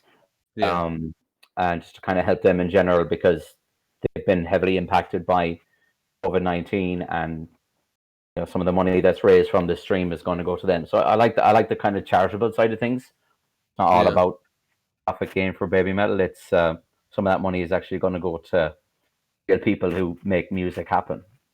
Yeah, that's cool. There's an interview with Koba, and that's what, like, I've seen that. That's what, you know, talking about that. Yeah. Oh. A lot of people in the comments are just saying as well about hopefully a date being announced for this one live stream, so people can take time off and do things. We got a few people in the chat who said they were disappointed with the BMC video just because they were hoping for some new content. But obviously, they're hoping that can be pushed out later. So I think it's I feel like it's half and half. I think people were expecting a little bit more. Personally, I was really happy with the BMC video drop. For me, that was the most important thing. We like take chat questions. Can we get people in the chat to maybe think of some questions, and we can maybe answer them? Paul's trying to take my job. I don't know. I'm trying to put a bit of. I will say though that like I guess there was like, it wasn't disappointment, but I was like, okay, like I know everybody was really excited about all the stuff like the BMC and everything like that, but I feel like it was more of like Paul said earlier, it was just kind of the like greatest hits, same thing, and I was like, all right, it's like I've already seen all this, I've already, you know, It's I mean, BMC was new, but it's still like a song I've heard countless of times. And the music video is nice, and it is a music video. But I feel like it was kind of. I'm still like I am one of those people who's like something new. Give me something new. I feel like it's just like, I want to see something. I want to see what they're cooking up. I want to see what they're cooking up. What about you, Gil? What did you think? Were you happy with the BMC drop? Would you like to see a little bit more? I was really happy with the BMC drop. I think it's been a long time coming, but yeah, I'm just not as impressed with the XX Day stuff. I have to say. Yeah. I guess we need to wait and see how it goes, but yeah, I expected something a bit bigger. I really did. Yeah. Even just the girls, a wee video from the girls. Thanks for supporting us for 10 years. That's actually an amazing. It's not hard. That's actually an amazing point. Yeah, like anything from the girls would have been nice, like a 2-minute video or something like that. That's actually a cracking point, and I'm glad I didn't even think about that. We haven't even heard it or seen anything of the girl, and yeah, that's something else. That's probably the one downer that I would pull from this. Heard nothing from 30-second video saying thank you. Anything. The video was good. I enjoyed the video, but yeah, there was absolutely no interaction whatsoever after 10 years. Is probably the one shit takeaway. Yeah. Again, I think as fans that have been fans for a while and have been through the long periods of absolutely no news, we're kind of expecting that anyway, to be fair. Yeah. We touched on that in the last podcast with Aldo. We were saying like newer Babymetal fans are kind of more out by the, I guess, lack of activity or lack of visibility from the girls. But myself and Aldo, who are, I guess, desensitized to it, or we're more used to seeing the stuff from Babymetal. It's not anything new. The long absences and disconnect from the members, this is par for the course. This happens. It is Babymetal. Just kind of have to roll with it. Yeah, I think it was more the corporation or like the label. Like the label itself was like, if you look at it, because the Muse, they're the ones who are kind of behind the strings of it, and it is kind of like an idol group. The way it came about, it was like an experiment, and then they kept on experimenting. And I feel like though that it's kind of past that now. Now we're mainstream, and I feel like now that Babymetal's worldwide and international, before I think it would have been okay, like the way they were doing, just releasing the singles, kind of having the album, kind of going, because they really were feeling how they were. There's like I feel like the Muse was like, okay, is this thing gonna work? Is what's going on here? We'll test it out. I feel like it was constantly tested, but I feel like with like Metal Galaxy and all that stuff, I feel like it's more like, okay, now they're here. It's international. We got an international following. I feel like that international following is like a huge part of their audience. So I feel like it's now that the international people are like a part of it, you might have to like go past that and start, because I see it now. Like I see it a lot. People are like, I don't mind it too much because like I do follow a lot of bands who do go on hiatus. Then I don't know where they drop something, so I'm used to it too. But like I feel like they may have to give in, otherwise they're gonna fall stigma to like that thing again, where like the metal fans are like, well, that's just a corporation behind them. You hear that from like a lot of people, like they're not a real band. Yeah. I feel like they need to start doing something, otherwise it's gonna like it's gonna be bad for Babymetal. I feel like. I feel like the worse that they polarize themselves from the fans over the long term. I think the worse it gets. I do want to touch on something though quickly that's been brought up on the chat, which is a very, very good point. A lot of people are asking me to go back to this comment and just ask everybody about it. But it was from Loon actually. He goes, what do people think of? Hang on, I'm gonna have to scroll up now because my chat's going way too fast. What do people think of them not even recognizing Yui? We got obviously a Cobra version of the CD, but not even a Yui one. How does everybody feel about that? By the way, I might come in on that. So it seems weird because this is like a celebration of 10 years of Babymetal, and Yui was a pretty major part of Babymetal for like 8 of those 10 years, or almost 8 of those 10 years. So it seems kind of disingenuous for them to talk about the last 10 years and not mention Yui, or almost kind of pretend that she didn't exist. Could that be contractual though? It feels it could be. It could be contractual, but for Yui fans, I know where Loon is coming from.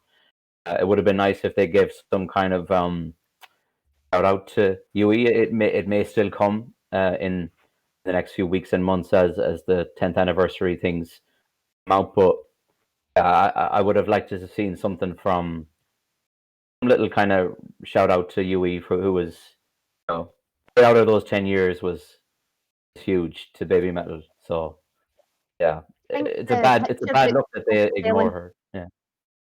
Go on, go. I think the picture book, we'll see what comes out of that, because if you's Yeah. erased from the picture book, then you know for sure that she's not being shown the respect she deserves. I feel. It's kind of sad. Like, I mean, Yeah. if it was any other band, they would acknowledge a former member who was with the group for a long time. But with I don't Babymetal, they know just necessarily, though. I don't know. really, yeah. Because I want to hear what Chief I look thinks at it, about that same question. I like it just because it's like I mean, I like this just because it's like music business. It's really music, like because that's what it is. And I feel like since Ui's gone, I see of them looking at it as like the business side of things, and they're probably Contracts. thinking to themselves, like because like I said, they broke out internationally a lot lately. Like a lot of people are finding Babymetal through the new album, like their third album, and so like I said, they really established themselves now with the new album, like internationally. And so Babymetal or Amuse is looking at this like, okay, we got a lot of new fans from the new album. They're finding the old album. They know she's left. So do we want to confuse, the new fans? Like if we Yeah. put her out there, Yeah. the new fans are going to be like, who's this girl? She's not part of the band. But like even now, like older bands, other bands, when someone leaves, they don't acknowledge him. Like they'll kind of be like, oh, he's gone. He's not part of us anymore. Like you, Metallica, like Jason Newsted, when he left, they were like, who's Jason Newsted? We got a new guy. Yeah. He was really shunned, and everybody talks about how he was shunned when he was shunned in the band, but he did replace somebody. But it's not like the first time I've seen it where like when someone leaves. Yeah, when someone leaves, it's not the first time. I've seen it quite a bit. When someone leaves, they're just like, I don't know, he don't exist. Who is that? But that's really interesting, Chief, because like it's been a while now since Yui left. Like the last time she performed with Babymetal was, I think it was October, November 2017. So like that's been almost 3 years ago. There's new fans since then who might not know too much about Yui, and it's kind of been so long now that if she came back now, there will be a certain group of fans who have come in the last 2 or 3 years who will be like who's that? Because they don't know Babymetal in that era. Newer fans, so that could confuse things for newer fans. Yeah. That's what I was thinking. Confusion. Undercarter said that like Metallica had Jason Newsted and Dave Mustaine show up, but in the beginning, like I said, Metallica's been around for a while. In the beginning, though, like Dave Mustaine, they kicked him out of the band, and they was like, I don't know Dave Mustaine, and Dave Mustaine was really like upset about that. He started Megadeth, and he was like, they had to go to like. He hated Metallica. Like he hated Metallica, and Metallica hated him. There's some very bad blood between them. But they got over it over a while. But like it's not the first time where I've seen somebody like when they just like I don't know who that is. Like David Lee Roth when he left Van Halen. Van Halen was like, we got a better singer now. I don't know who that is. Dave, There's a lot of times. Dave came when back I've seen that happen. Dave came back to play for Metallica in the end, didn't he? I'm sure they did like a Metallica show, and he they had like the big four, but like in the beginning though, like like I said earlier, because Metallica's been around for like 30 plus years now, so I was like, same way with Babymetal. It's still Babymetal's still kind of like to me a younger band. Like I feel like right now they're in their prime. I feel like Babymetal's in their prime now. Like musically speaking, like as they're like they are adults now. They're not children anymore. Like 25 to like 30 is like everybody's musical prime when they're like musicians.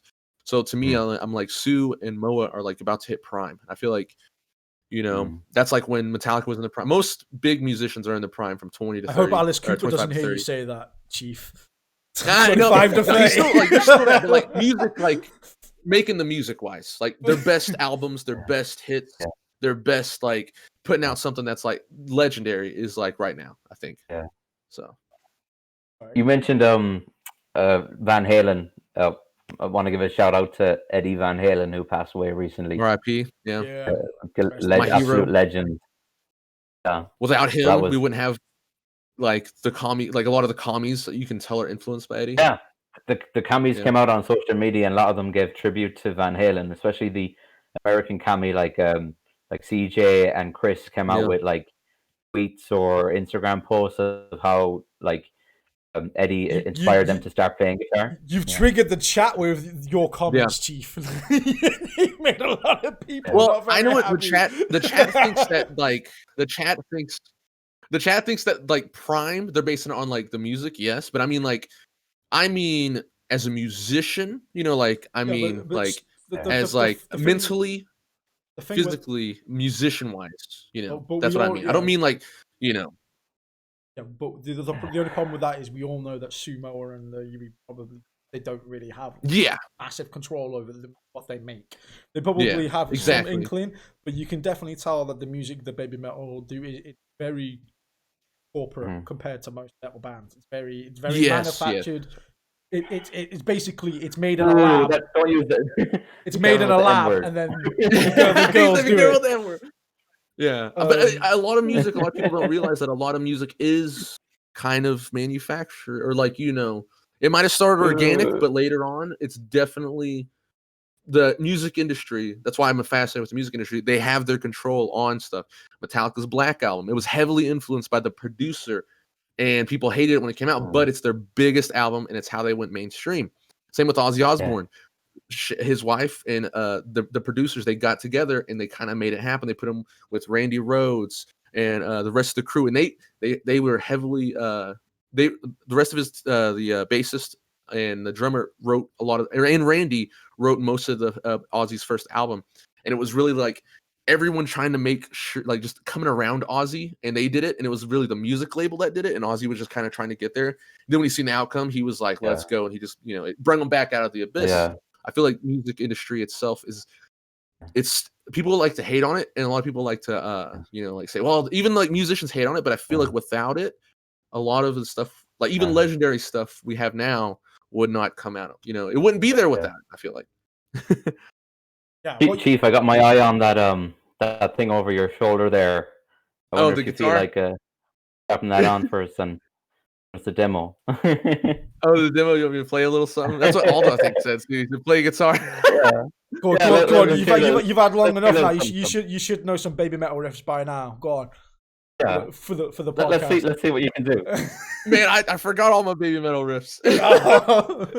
I've played like some riffs, and then I've been streaming so much and doing so much freaking other stuff that I forgot all my Babymetal riffs. Slanderous. Because I did do Cinco for a little bit because everybody was complaining about it. They was like, do Cinco, and I did learn it, but I feel like now. Okay, I will say this. I will say, as a guitarist, Cinco is actually it's actually a complex, difficult song to play, and like a lot of the other stuff is like very easy. Like the first album stuff's like very easy because it's just classic metal, it's just the chugs, the chuns, just dun dun dun dun, a little bit of like drop tune stuff. But like Cinco, it's pretty complex. I was like, oh wow, this is. To play live, one of the more high-end, musically talented songs. Yeah, I know. It takes. I don't think a beginner could just jump on that and be like, "All right, I'm gonna learn Cinco." I feel like you kind of have to been around for a while to jump on that. Yeah. But see, all those right, Doki Doki is easy. Their first stuff, it's like really easy. It's more. It's like just kind of rhythm, playing a lot of rhythm stuff. I could play the earlier stuff. It's the second album that I have trouble with as a guitarist because I'm more rhythm. So I really struggle. Second album is like straight lead. Like they come in with the heavy lead. Anything trying to do anything off the second album is. The third album is a bit hard as well because again it's like electronic beat stuff like that. So it's really hard to try and get something off the guitar to like passable for the song, which kind of sucks. So I lean heavily into the guitar playing. Yeah. So something as well the chat was saying as well is obviously we don't know what the other mystery thing is. We're talking about obviously this mystery thing, like don't know what it is. But a lot of people were speculating, could it be I obviously Paul touched on this before, could it be a Yui thing? Is that why it's new album with Yui? New album with Yui. Hopes are set high. I don't think it can be anything to do with Yui, and I'll tell you why. Because I think that the newer fans would be seriously confused, like what you were saying before. If newer fans pay for that and then something for Yui turns up, I don't think they'd be happy.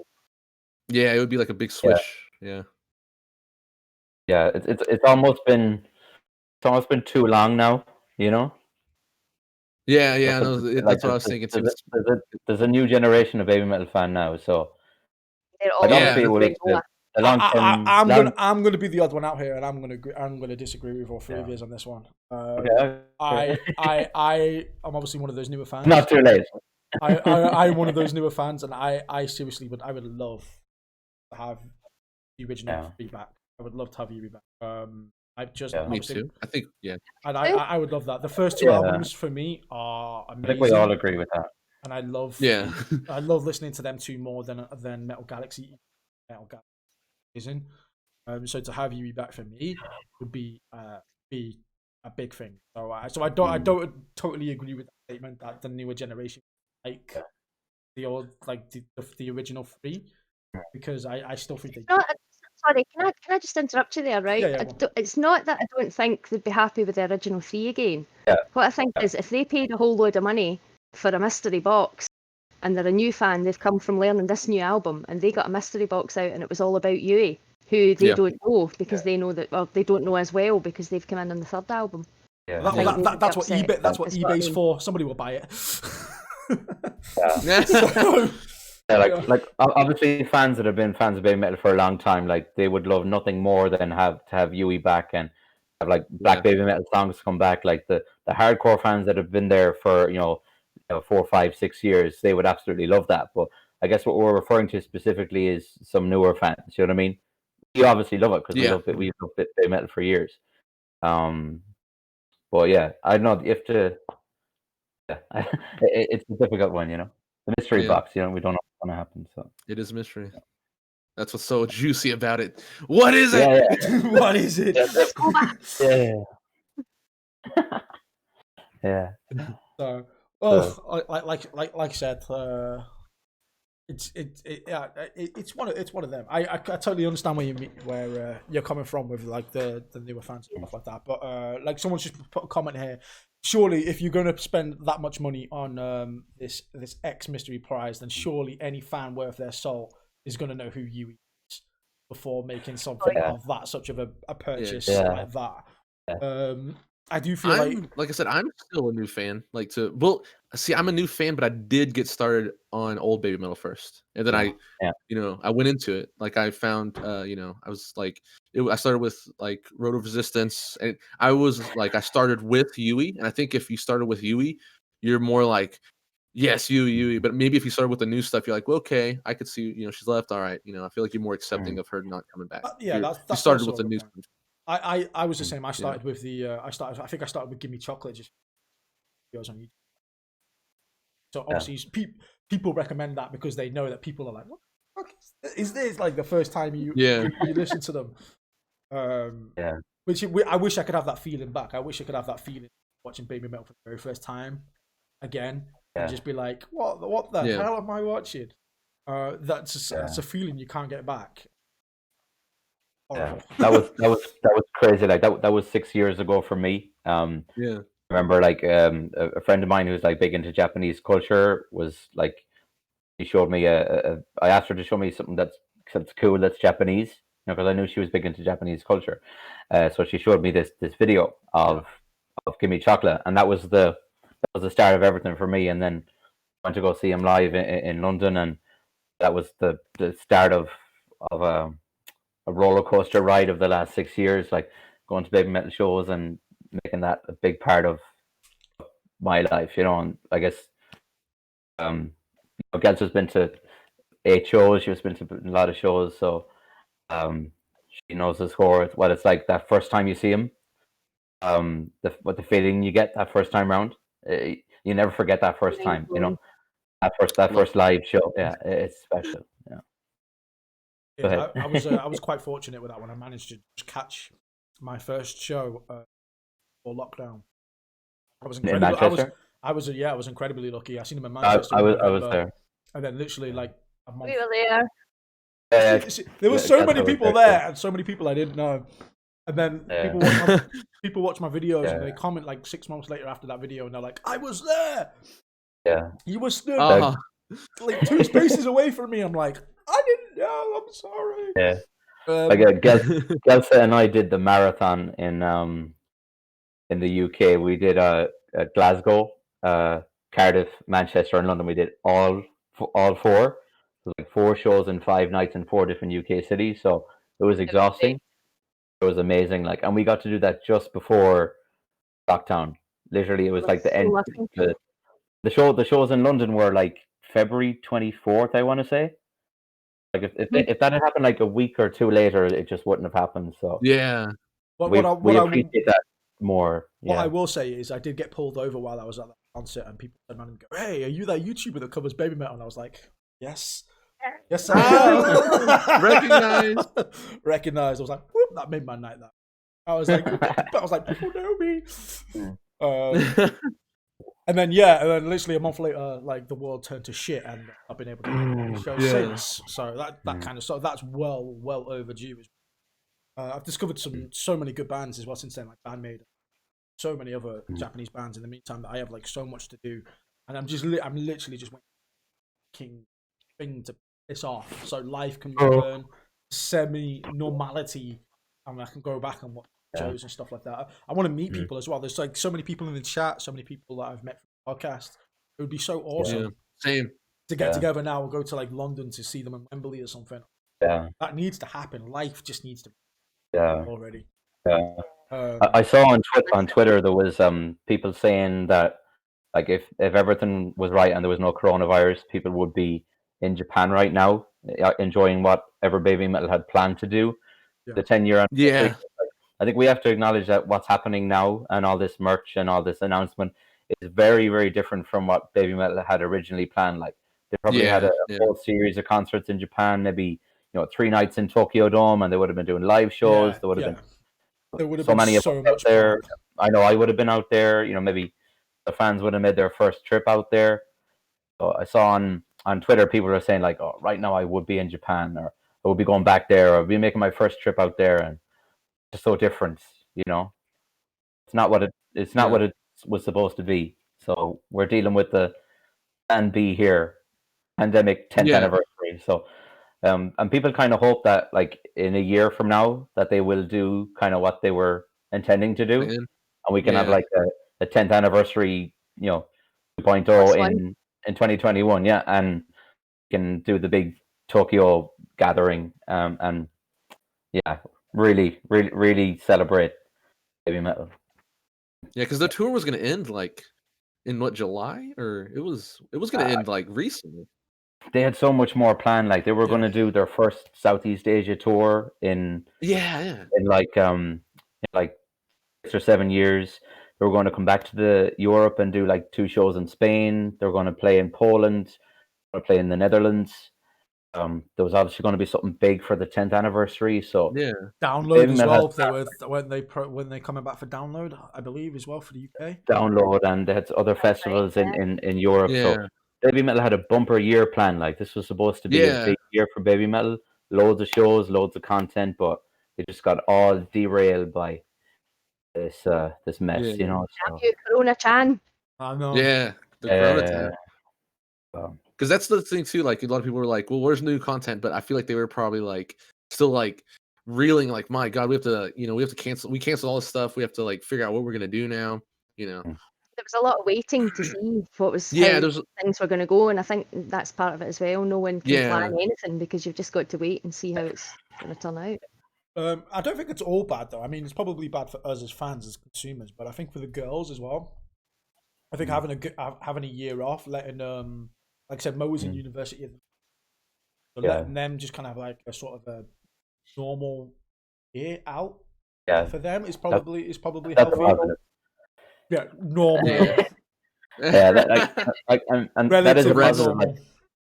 It's good that they get a rest, and I don't know if he mentioned it here, but Moa has had a bit of an issue with her hearing, so maybe her getting a bit of a rest from shows and live music will let her kind of recover a little bit, and she'll be stronger then when they get to come back, and she won't have as much problems with things like that. So hopefully that's a positive too. She gets a bit of a rest, and maybe they are like in this time where they can't do shows, maybe they are writing songs, maybe they are like putting an album together in the background, and it's going to come out like early next year. That would be really cool. Christmas. Christmas gift. Yeah, it'll Yeah. be dropping. It'll be like a Imagine a Christmas album. Babymetal doing That a would be Christmas crazy. album. Wearing the, Yeah. the red Christmas hoodies again. Oh Yeah. yeah. Heavy metal Christmas album. I like it. I'm kind of gutted. I'm still hoping for a Babymetal Halloween song. Oh, that yeah. That's what I want. Yeah, that'd be cool too. Yeah. A black Babymetal Halloween song. That would be. Aldo Yeah. said, "Start saving your money now. We're going to Japan in 2022." I was like, "Okay, I'm sorry." 2022, man. I That mean, approaches. that's the reality of the situation now. I mean, seriously, when we're looking at everything man. going back to normal and we're looking at shows and stuff, in all honesty, as impatient as we all are, that's going. I don't think I can last that time. long. Like That's gonna be the time. 2022 I feel like it's sounds gonna like be into summer 2022 next year, sounds like probably. 10 years from now. That's too I long. know, to right? talk about Babymetal. No, please, no. I feel like it won't be normal. Paul's going to come back until, onto like, the podcast next year, and he's going to look like he's aged 50 years. Yeah. Like white hair. Yeah. Yeah. But yeah, no, that is great. No. For obviously the 10th anniversary, and you know that we got obviously content. And is there anything in particular you guys would like to see them do that hasn't already been announced yet? Apart from the obvious, which is new songs, new albums, and stuff like that. What would you like to see them do from now, kind of leading up to the end of the year? Because it's pretty much confirmed now that there's going to be no shows. There's going to be no probably album dropped at this. They're not gonna drop an album or any songs or anything on tour. We know that's a no. Yeah. But obviously we're gonna get an absolute shit ton of merch probably from now till the end of the year. I think that's a given. I feel like that will piss people off, but at the same time, I feel like it's a necessity. People will love that.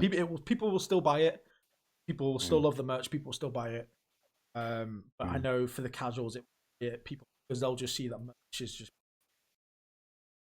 Yeah. Yeah. And I feel like communication could be better on their Twitter or their Instagram or whatever.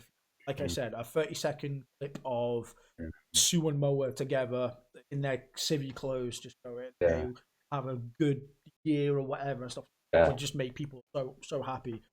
And I feel that requires like minimum effort. That's what I would like. They started a TikTok page. That's another thing we didn't say. Yeah. Did they? Yeah. What? Finally, Yeah, they're joining the trend. Official Babymetal TikTok. So, like, TikTok is a platform for little videos. So maybe they could put up like A minute. little word to the fan videos, using TikTok. So that's them to see. You know. Yeah. Speaking of TikTok though, I've seen a lot of Babymetal content on TikTok, and I'm kind of like, I've been seeing like because like YouTube and other places like reaction videos have been getting like. Yeah. On TikTok, I've seen a lot of reaction videos. Like people have got smart and they just cut up their reaction videos and just to the best parts. You have a minute, so they have a minute reaction videos on there, and I was like, "Oh, it's smart." Maybe they'll start taking. Maybe that's why they made it really, so that way they could just dive in and start just taking them down. Not playing that. I think BMC could become like a TikTok trend, and Trend, could be like, do the dancing. Yeah, like a little kind of dance. Yeah, people doing like the the BMC.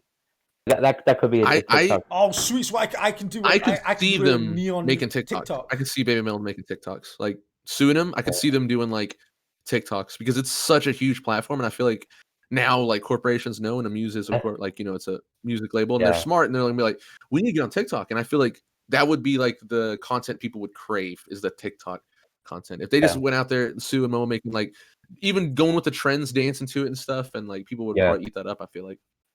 Martin, allow that with a law though. Do you think they would be allowed to do that to different music and stuff like that? That's a bit too breaking. I don't feel. I know everyone else does it, but that's true if they would. I don't know if they would do it. Yeah, I definitely feel like it's not going to be a personalized thing. If it's on TikTok, it's definitely going to be commercialized. It's definitely going to be people behind the TikTok, not the girls themselves. It's definitely going to be maybe a little clip or something, or a little GIF, or a 20-second little video of the girls in one of their DVDs with a little buy now from here store probably thing on the end of it attached to it. It's definitely going to be, like I said, there's definitely going to be a team behind it, not a personalized girl See, TikTok is so personal too, though. Like, it's such a personal platform. Like, that's why, like, I've seen like big corporations, musicians, like covering other songs. Recently the Fleetwood Mac song "Dreams" went viral on there because a guy's just vibing to it on a skateboard. You know, that's what like TikTok is. It's really just like kind of like a personal experience. It's like it's very like personal. Most of the time you see it, it's like you'll see a dude chilling and he'll be like, hey, or people dancing. It's really like so. I feel like if they really want to succeed on TikTok, they would have to do that because other big brands, even brands that you'd be like, you'll see them doing something, you're like, what? Like, Dawn dish soap made this? Like, what in the heck are they doing out here? Like, it's crazy, like to see like these brands like breaking from that commercial and going like to a more personal stuff, like really personal. Like, it's weird to see on TikTok, but it's out there. That's why I feel like TikTok, they could, Yeah, a lot of people are give saying it as well that content. Japanese companies don't seem too hot on TikTok. Seems to be a bit of resentment in that way. That's true. The social media toxicity. TikTok is beautiful. I love TikTok. It's like the only place that's not toxic. I go on there and I feel happy, and then I go on like anything else and I'm like, oh, this is terrible. Then Like, you go back on Twitter this and it makes all you goes back down to depressed. earth. Yeah, everything else is just hate and depressed. But if you go on TikTok, it's just everybody's chill and having a good time telling jokes. You see like comedy sketches, music. You like I've found more music on TikTok now than I have anywhere else, like on YouTube. Like, it's insane the amount of like new music coming off of TikTok. Everything on the radio now is from TikTok. It's being played for like it was on TikTok first, and like if you are on TikTok, people in chat who's on TikTok, they know this. You hear it on the radio and you're like, my God, that was like 3 months ago TikTok, dude. You just now heard that song? This radio station's old. Yeah, I'm like, this is old, man. But see, that's why I feel like Babymetal has a TikTok now. They're gonna be like, if they come out with a song, say if it's a new song or even their old songs, they're gonna possibly try to, get it going as like a trend, because that's why they're doing that, I bet, because they've seen how Fleetwood Mac just shot up #1 in America on the charts because of this, this whole thing. So they see that and they're gonna be like, oh, let's try to do that with our songs. So we'll start trying to, get people on there. We'll have, Catch Me If You Can. We'll play Give Me Chocolate, have people dance to it, and then hopefully it'll like start a trend and give me chocolate. Give me chocolate. That's why I see it as a music way. Would be amazing on TikTok. Could you imagine like, give me chocolate, give me chocolate, and then just cut straight to somebody covered in chocolate face or something, and chocolate cake all over their face or something like that. Yeah, exactly. Exactly. Yeah, see, that would start a trend, and like I feel like that's how they do it, and then that's exactly what would happen. I feel like that would be a trend on TikTok, something like Give Me Chocolate's the first thing Baby will put on TikTok. Exactly. See, I feel like because that's such like that fits in that demographic of TikTok. Give Me Chocolate is, to me, would be the perfect TikTok song. I know Paul's gone. Oh no. No. Paul. Oh, where has he gone? There's already Give Me Chocolate dance challenge. I don't know if it's as viral as like other stuff though. I haven't been on TikTok in a couple days, boys. Chat said they're making the Give Me Chocolate TikToks and it's starting a trend. See, already. I was right. I just didn't know it right now because I haven't been on TikTok in a bit. Claire Tail says there's already a Gimme Chocolate dance challenge. Yeah, because that's what Corbin said too. Like Reese, I guess it started happening recently, and I'm like, yes. Excellent. But I feel like you should pitch that. He might hire. Lately, I feel like I'm telling you, I feel like people be listening to our podcast and listening to our streams, man. I've been seeing stuff happen. I'm like, whoa, we said that. Yeah, I swear, Yeah. I swear, Cobra listens to my podcast every week because every time I mention something, 2 weeks later, it happens, and I'm looking at it thinking, Yeah, I'm like, whoa, great minds think alike. I'll say that. Great minds think alike. I'm gonna mention it every single week until it happens, though. But I still want a uncut, unplugged album. Babymetal album. So, yeah, that would listening to that, make that happen. I would love that so much. That would be. What if that's the mystery? What if that's the mystery item? That would be cool. Oh, that would be cool. The conspiracies. If it is, I'm suing Cobra because he's definitely nicking my ideas. Copyright. Cobra just shuts us down right now. He's like, yeah, that's it. My stream's gonna go dead in about 5 minutes. He's like, no, shut that shit down.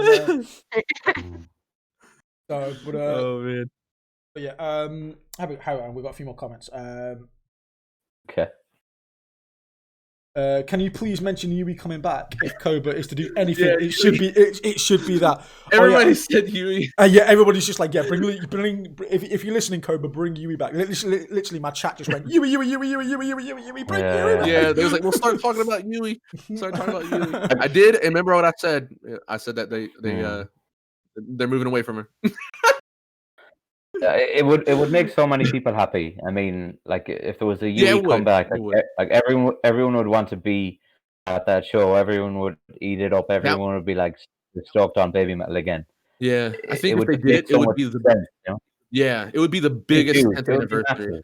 Yeah, it would be insane. Yeah. People would be like, "Oh shoot!" It would like, I think it would even get like Yeah. new people. People like, "Oh, this person's coming back. It's a huge deal. What's this?" And you know, they were Yeah. like, you know, kind of like it would create this like, you know, Yeah, I think it movement. will create a huge buzz because, like, remember when Yeah. Yui left? It was like in all music publications. It was on, Yeah. like, on Metal Hammer. It was on Revolver, Kerrang, Rock Sound. That Yui left Babymetal. Yui left Babymetal. So you can imagine the buzz that she came back. That would create. I Yeah. think that'd be huge. Like, it would make so much sense. Like, if they can convince her to do it, or she is like, maybe she's had a little bit of time away. She's maybe done education, whatever. She's happy to come back. It would be huge for Babymetal. Yeah, I think it would be massive. It would make a lot of people very happy. Martin says it would be the biggest comeback since Jesus. since Lazarus, I think. Yeah, it's true. That's true. That's so funny. That's a good point as well. Like Baby's just said, we all want Yui back, but does Yui want to come back? That's also half the issue. But, yeah, because that's the thing. Like, I feel like she was kind of like wanting to do her own thing, right? You know. She said that she was going to. She hasn't done anything. But she hasn't done anything. Well, obviously, she might still be this illness and stuff like that, and it could be anything. It could be anything that was planned for this 10th anniversary. Like Paul just said, there would have been big Japanese shows. There would have been stadiums sold out for 3 days or something like that. Anything could have happened then. And I feel like they're holding off and delay. I feel like that's a reason why we haven't had too much content as well dropped. Mm-hmm. I feel like the BMC thing, and this merch and stuff, I feel like this is rushed. I feel like they're winging this a little bit.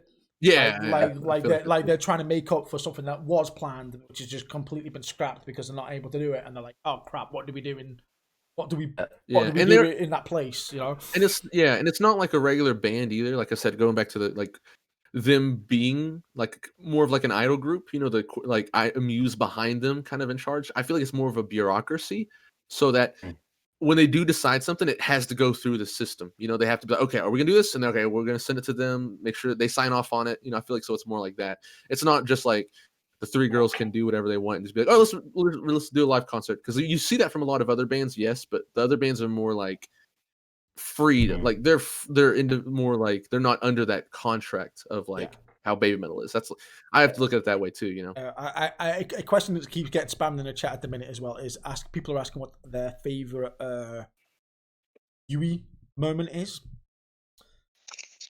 I'll probably break the ice with this one. I'll go first. For me, it's Yui Banger. I don't think it's the greatest performance by her, but I just love the occasion of that moment, which is one of the very few moments where she takes front and center. And for me personally, that's an amazing one.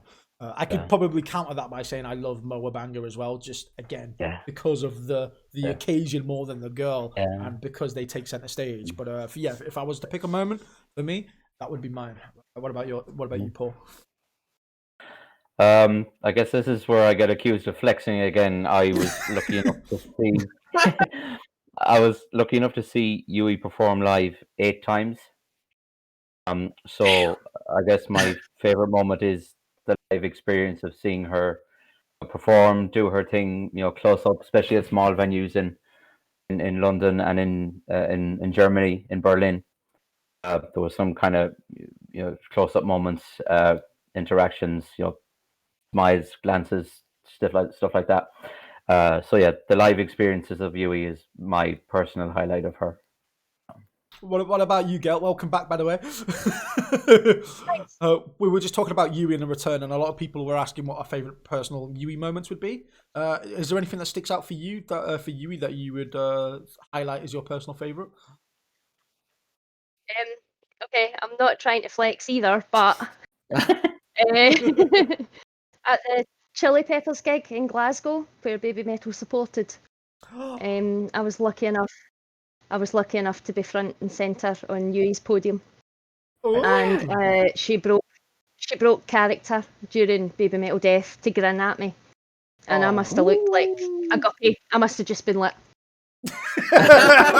seriously, 'cause I couldn't comprehend that she was actually looking at me for a start. But she was kind of chuckling at me because obviously I was jumping about like a loony with my bright pink hair, screaming as loud as I could, and she kind of broke character and grinned at me. So yeah, my life was complete after that. Yeah, like the look from Yui will get you right here. You know, it'll get you in the chest. I mean, she has that kind of kawaii energy, and you know, you feel like you're floating. if that makes any sense, because she's got that power, you know. What about you? What about you? No, I know Loon is probably pulling what's left of his hair out right now, but I don't know. I was gonna say, for me, Black Knight, Tokyo Dome. nice. Yeah. that whole concert itself is just, I don't know, like one of my favorites. Period. Me too. Yeah, so I like that one. The whole thing. I'll pretend like I wasn't there. Keep going. Ah, this guy. We're gonna keep He said I'm gonna like. We're gonna keep the Yui questions going. Yui's getting a lot of love tonight, which is good because it's not often I bring up Yui on the podcast. So I'm liking the fact that she's getting a bit of attention tonight, especially at the 10th anniversary where I feel like she's been overlooked a little bit. Yeah. Yeah. I've got another question as well from Jens, who goes, assuming Yui doesn't come back, which she hopes she does. What would you guys imagine Yui doing going forward? Singing, or would she be in another group, or would she go solo, acting, voice acting, something else? What can you see Yui kind of doing if she doesn't return? Solo career. I think a solo career. I As a singer. I would singer. second that. I feel like one of the main reasons why that was quoted that she left Babymetal was to pursue her own career, her own solo career. So I can't see her joining another band. Can't say that she put too much of a focus into acting or anything too much, as far as I'm aware. So if I had to on the nose it, I would definitely say, it would be a solo singing career. What remains skeptical for me at the minute is the fact that she's contracted to a music, still hasn't done anything.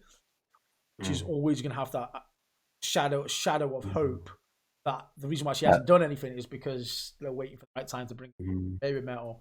And until she will either releases something or has some material, or her contract with the music gets terminated, that speculation and that hope is always going to be there, as unfounded as it may be. So I have a feeling. Go ahead. I have a feeling that we haven't seen the last of Yui with Babymetal.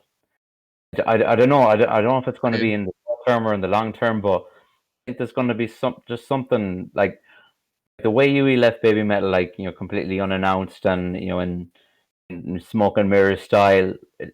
It's not how the universe wanted Babymetal to end, or for her time in Babymetal to end. I think we'll see something in the future where they'll come, their paths will cross again. They'll come together again, in some way. Yeah. I feel the same way. So there's a little way. OJ Peach, you said Yui overlooked. What, by the fans? No, when I mean overlooked, I mean more commercially for the official side of Babymetal fans. I think the fans are very, very vocal on wanting Yui back. I just feel, especially for the 10th anniversary, that she just kind of got overshadowed a little bit. Maybe kind of. I think we're all beat down, like hoping that that's going to be the mystery item, right? I think we're all thinking that, right? Like that's our we're all yeah. That's what I mean. Unless a official statement or a muse comes out, or she does a solo song, or anything happens. Yeah. If anything's clouded in a mystery, that's the first place your mind's gonna go. Would it be? Yeah. You was coming back. Yeah. That is completely unavoidable. Yeah. So might be wishful thinking, but I like to stay optimistic on things like that. Yeah, same. Yeah. It would be massive. Can you imagine? Yeah, Yeah. like Way popped we out. said that it would be so huge if there was a comeback. Yeah, which, like I said, which leads me to believe, like I said, they're like, again, that they're kind of winging this. That it is that they did have something planned, and it's just they're literally just winging whatever this is now and keeping those plans probably until they do it. Because they are going to try and make the most. They are going to want to sell stadiums. They are going to want to sell merch. They are going to make a big deal of something like that. Even if it's not Yui related, even if it's just they come back and they drop an album. I do feel like they're holding back the meat of the sandwich until everybody's ready to take a bite, if that makes sense. Yeah, I like that. Aldo came out with a funny one. He said Yui is going to come out with a diss track to Babymetal, Eminem style. Yeah, Yui comes back, but as the so enemy good, of like. Babymetal, like it's still. Yeah. That'd be great. But could you imagine that? Like, there's so many ways that you could do something like that with you coming back. You could drop a song. Yeah, you could. You could drop a song and have a rap bit, or you could remix BMC and just with the rap battle at the where Sue's battle bit is, they completely remix that to have like Yui versus Moa, and because you just imagine listening to that song normally all the way through until that one part. And then going, what the fuck is this? Yeah. That's what I was thinking originally. That's why I was kind of like disappointed in it, because I was like, Yeah. you had a chance to have like Moa throw in a beat or Moa throw in something for like, you know, because they do that for a lot of music videos, like have special music videos with like a certain person singing that doesn't sing on that studio album. And I was like, you missed like an opportunity. I feel like right there. I love the idea of the diss track, because what like rappers do is they take they take their enemy's song, and they like rap over the same. And it's a diss track, so she could be like, "Oh, Sue, you can't even sing that good. Mo, I'm a better dancer than you." And she could be like, "Yeah." It could totally work. Like, Aldo was joking, but like, I'm like, dude, that could work. Yeah, I know it's a joke, the hood back on so her. cool. She just comes in, MC Yui. MC Yui, yeah. That would be awesome. So that'd be hilarious. What I would like to see, I know this has been touched on a bit as well, but like I said, any new content going forward, I would like to see Moa be more involved. I feel like that is the one thing that I feel like the band, whether or not it be like intentional or not, but I feel like that takes the piss. To have the whole album and Sue in every single song of the new album. That's the only thing that irritates me about Legend Metal Galaxy. The fact that Moa didn't even get one goddamn song. Goddamn song. And I feel like that she needs to be like she touched on it before. As good as the BMC is, all you're gonna have with Sue on vocals 24/7. All you're gonna have is Moa doing a dance, and then 95% of the camera's gonna go back to Sue, because Sue's obviously got the singing part, so you kind of have to focus on the singer while you're doing videos and stuff. So that is definitely something I'd like to see change. If they're gonna do something, I would like to see a Moa centric something. I mean, this is all being very, very presumptuous, because, like I said, Moa might not want to take the limelight off Sue. She might be happy, just comfortable dancing. We don't know that. But it is like we talked about scenarios for the future. Like, I'm gonna put another one out there. What about if like Moa doesn't want to continue in such a limited role, and it becomes Suzuka and the Kami band? What do you guys feel about that scenario? I'd be okay with it, because I mean, I like Moa, but like again, like I said, she's not. It would be sad, but she doesn't have a lot of singing. Like, it's Sue. Like Sue is the lead vocalist. You know, it would. I've thought about like, what are they gonna do? That are they gonna like make it just Sue be the lead singer? You know, of the band, and that's it. Now that Yui's gone, because like, what if they're waiting for Yui to decide if she's coming back, and that's why they're alternate this role. And Moa still hasn't got singing parts because they're waiting for Yui to come back. That way they could do some more like, you know, black Babymetal style songs with Yui and Moa. What if Yui decides, you know, I don't want to come back, I will go solo, and then they decide, all right, Moa, you can do what you want to, and then Moa leaves. I think I would be gutted. Yeah, it would. Gutted, because that's 2/3 of Babymetal gone. It's not quite Babymetal anymore without all three girls. You know, I mean, obviously Sue is the star, but you need a bit of Moa and Yui or Avenger, and you need that. It's Yeah. the camaraderie between them and everything in the history. Yeah. It just Yeah, I wouldn't be the same. I'm very much in that camp. I think if if Moa leaves, I don't think there's anymore. Yeah. I think Yui was a big enough hit. I don't think it's been patched over now that a couple of years. It's been a new album. I've moved on a little bit. That I feel like if you put a foot with like the Avengers have kind of papered over the cracks for a little bit. I feel like if you brought back a third girl now, it would cause a bit of an uproar, but I feel like it would be generally accepted. But if you took at the minute we've got no third girl replacement. If Moa was to go, I feel like there's no Babymetal. That's right. You can't just have Sue singer and that's it, and the Kami band.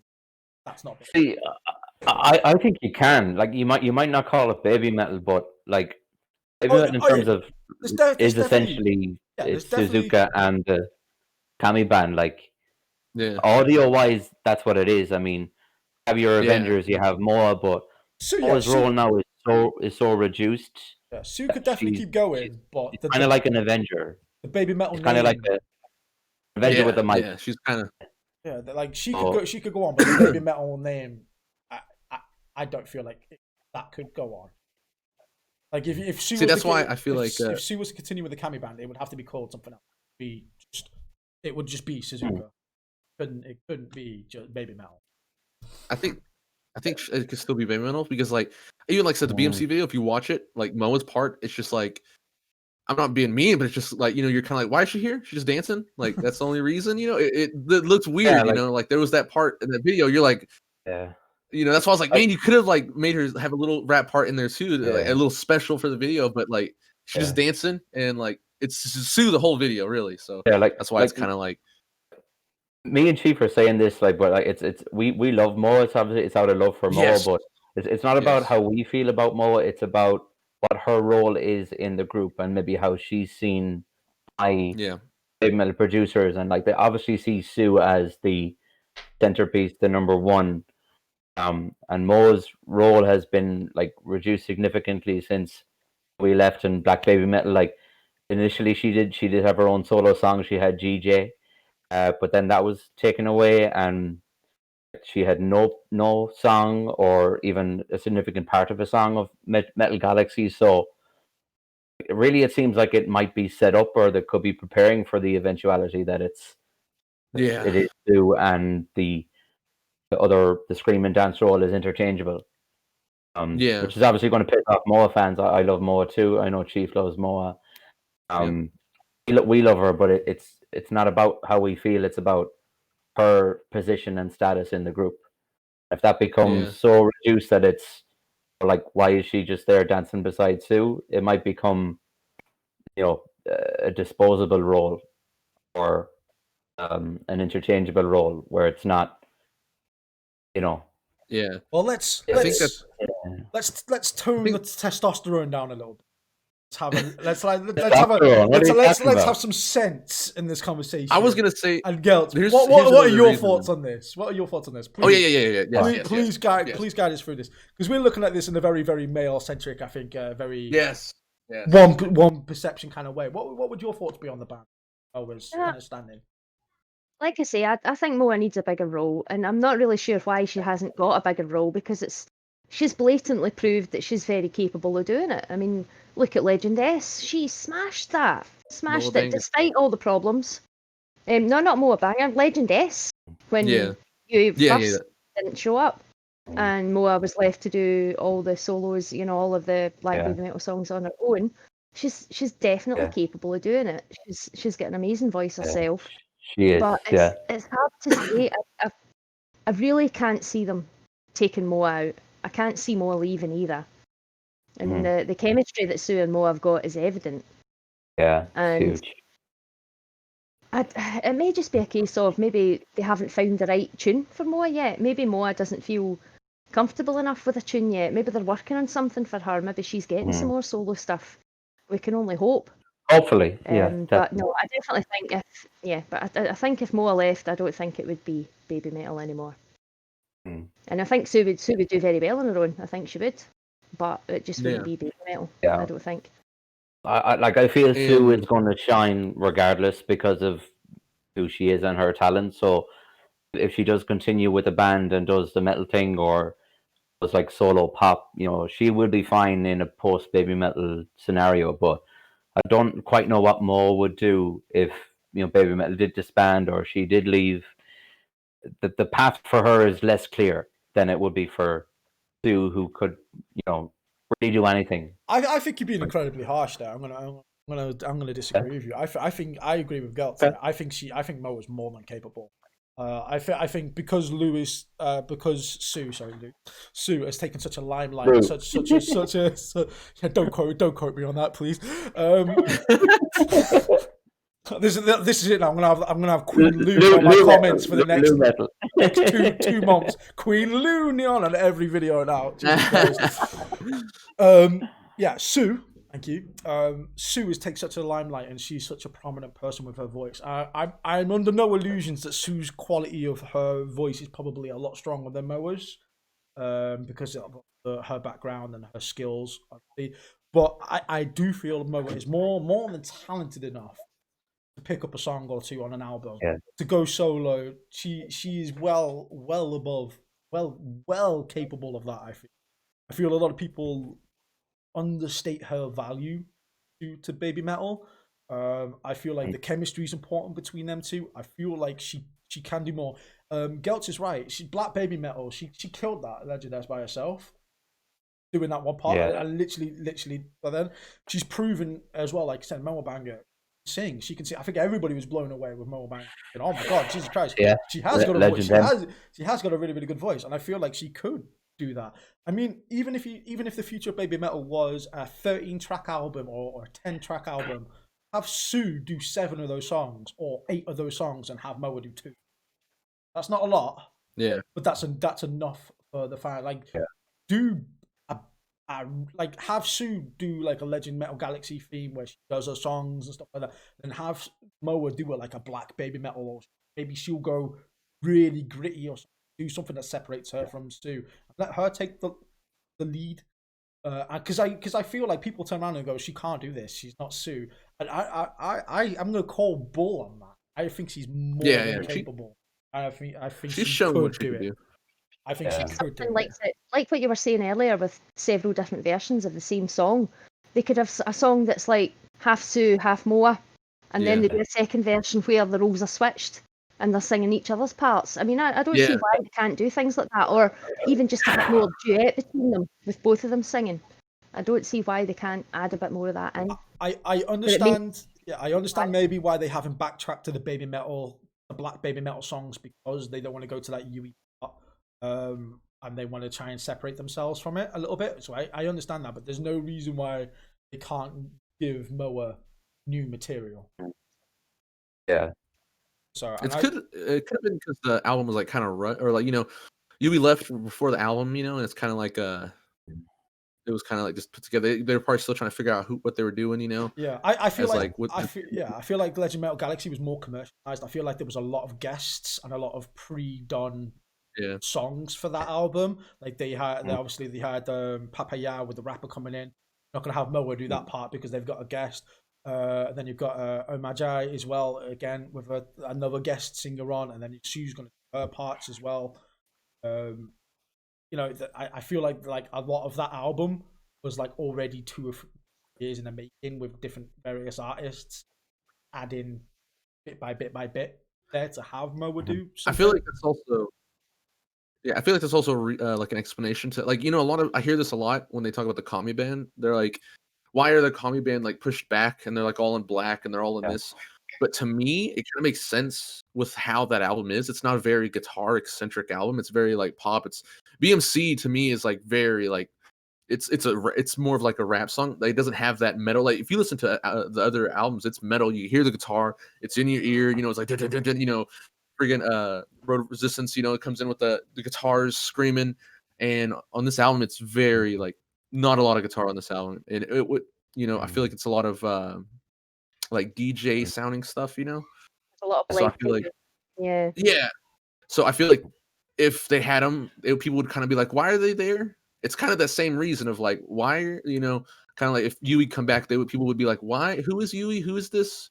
And I feel like if the commies were straight, themselves, and a lot of music's being played, but it's not really them playing it, they're just kind of playing rhythm and they're just looking there, and they can't really like shred into stuff and get in there and be like, oh yeah, but they're just, because a lot of times they're just probably playing rhythm, backing rhythm, and it's, doing that, it's probably better for the girls to be like the main center stage than to have them there also, and kind of giving that illusion of the commies are here, but they're really not playing a lot of the music because it's, they're really just playing the backing parts of it. I mean, the drums, obviously that's going to be a big part, but I kind of think that way, but musically, It's nice. It does seem as if the whole album is a bit more of a networking thing. Yeah, exactly.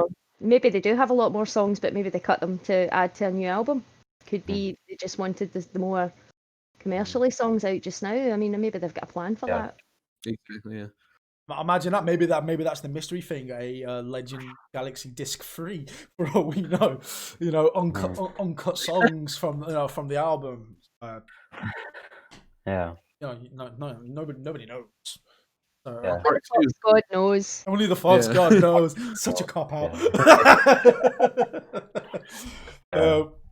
But yeah, there's so much that could that could go on.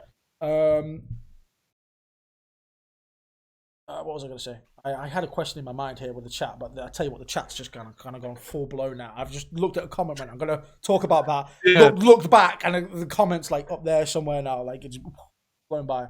I see Kate needs to stop with this who is you bullshit. I'm telling you, there is people out there. I know them. Horse is one of them. He's like, I don't care about you. She's gone. She's like, there is people out there. You know what I'm saying? There's people out there who are like, who came in on Galaxy, and that's I'm going to refresh. I'll pull away for a second. Yeah, no, it's true. There are going to be people coming in and stuff like that. That's going to be kind of new stuff. Like I said, I kind of still go back to the old argument though that if you're a Babymetal fan and you're looking at this merchandise, I feel like every fan kind of goes back and listens to the songs. Like everybody will know. Yeah, I don't feel like don't feel like I'm not trying to be a dick or anything in this statement, but I feel like you can't call yourself a fan and not know. Had such a monumental, like not to be funny, but she's in 2/3 of the fucking songs that you'll find on Spotify. I mean, it's kind of hard to miss her. Right, even if you're jumping in at Legend Metal Galaxy and I like this band. Have they got any more albums? And then you see the other two. I feel like it's impossible not to avoid. She's there. Yeah. Yui was my favorite. But she's not in the band anymore, so Sue is my favorite now. But hey. Yui was my favorite. She's not in the band anymore though, so that's why I was like, But I see, like I'm a new fan too. Like I'm not even a year old, but I can see it. You know what? I'm gonna put Glet on the spot here. Who's your favorite? Oh, me. Sorry. I was a Yui fan. Yeah, I was Yui all the way. But I mean, I loved all three of the girls. But yeah, I'm on Sue now. But yeah, I do love Mo as well. I love. We got three Sues. Neon, bring it home. You gotta go for Sue too. Bring it home. Let's make it a 100% Sue. I'll get back to you on that one. It all depends what Moa says to my marriage proposal. If she says no, then I'm Team Sue.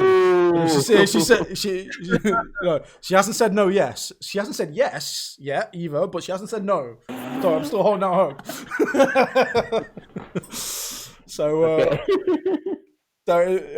for me, it's I was originally Team Sue when I first was Babymetal. I was transfixed with Sue, just because of her like persona and the way that she, like her stage presence, her acting ability, to go from like to laughable, but to also have like the stage presence when she does the pits, opens her arms and stuff like that.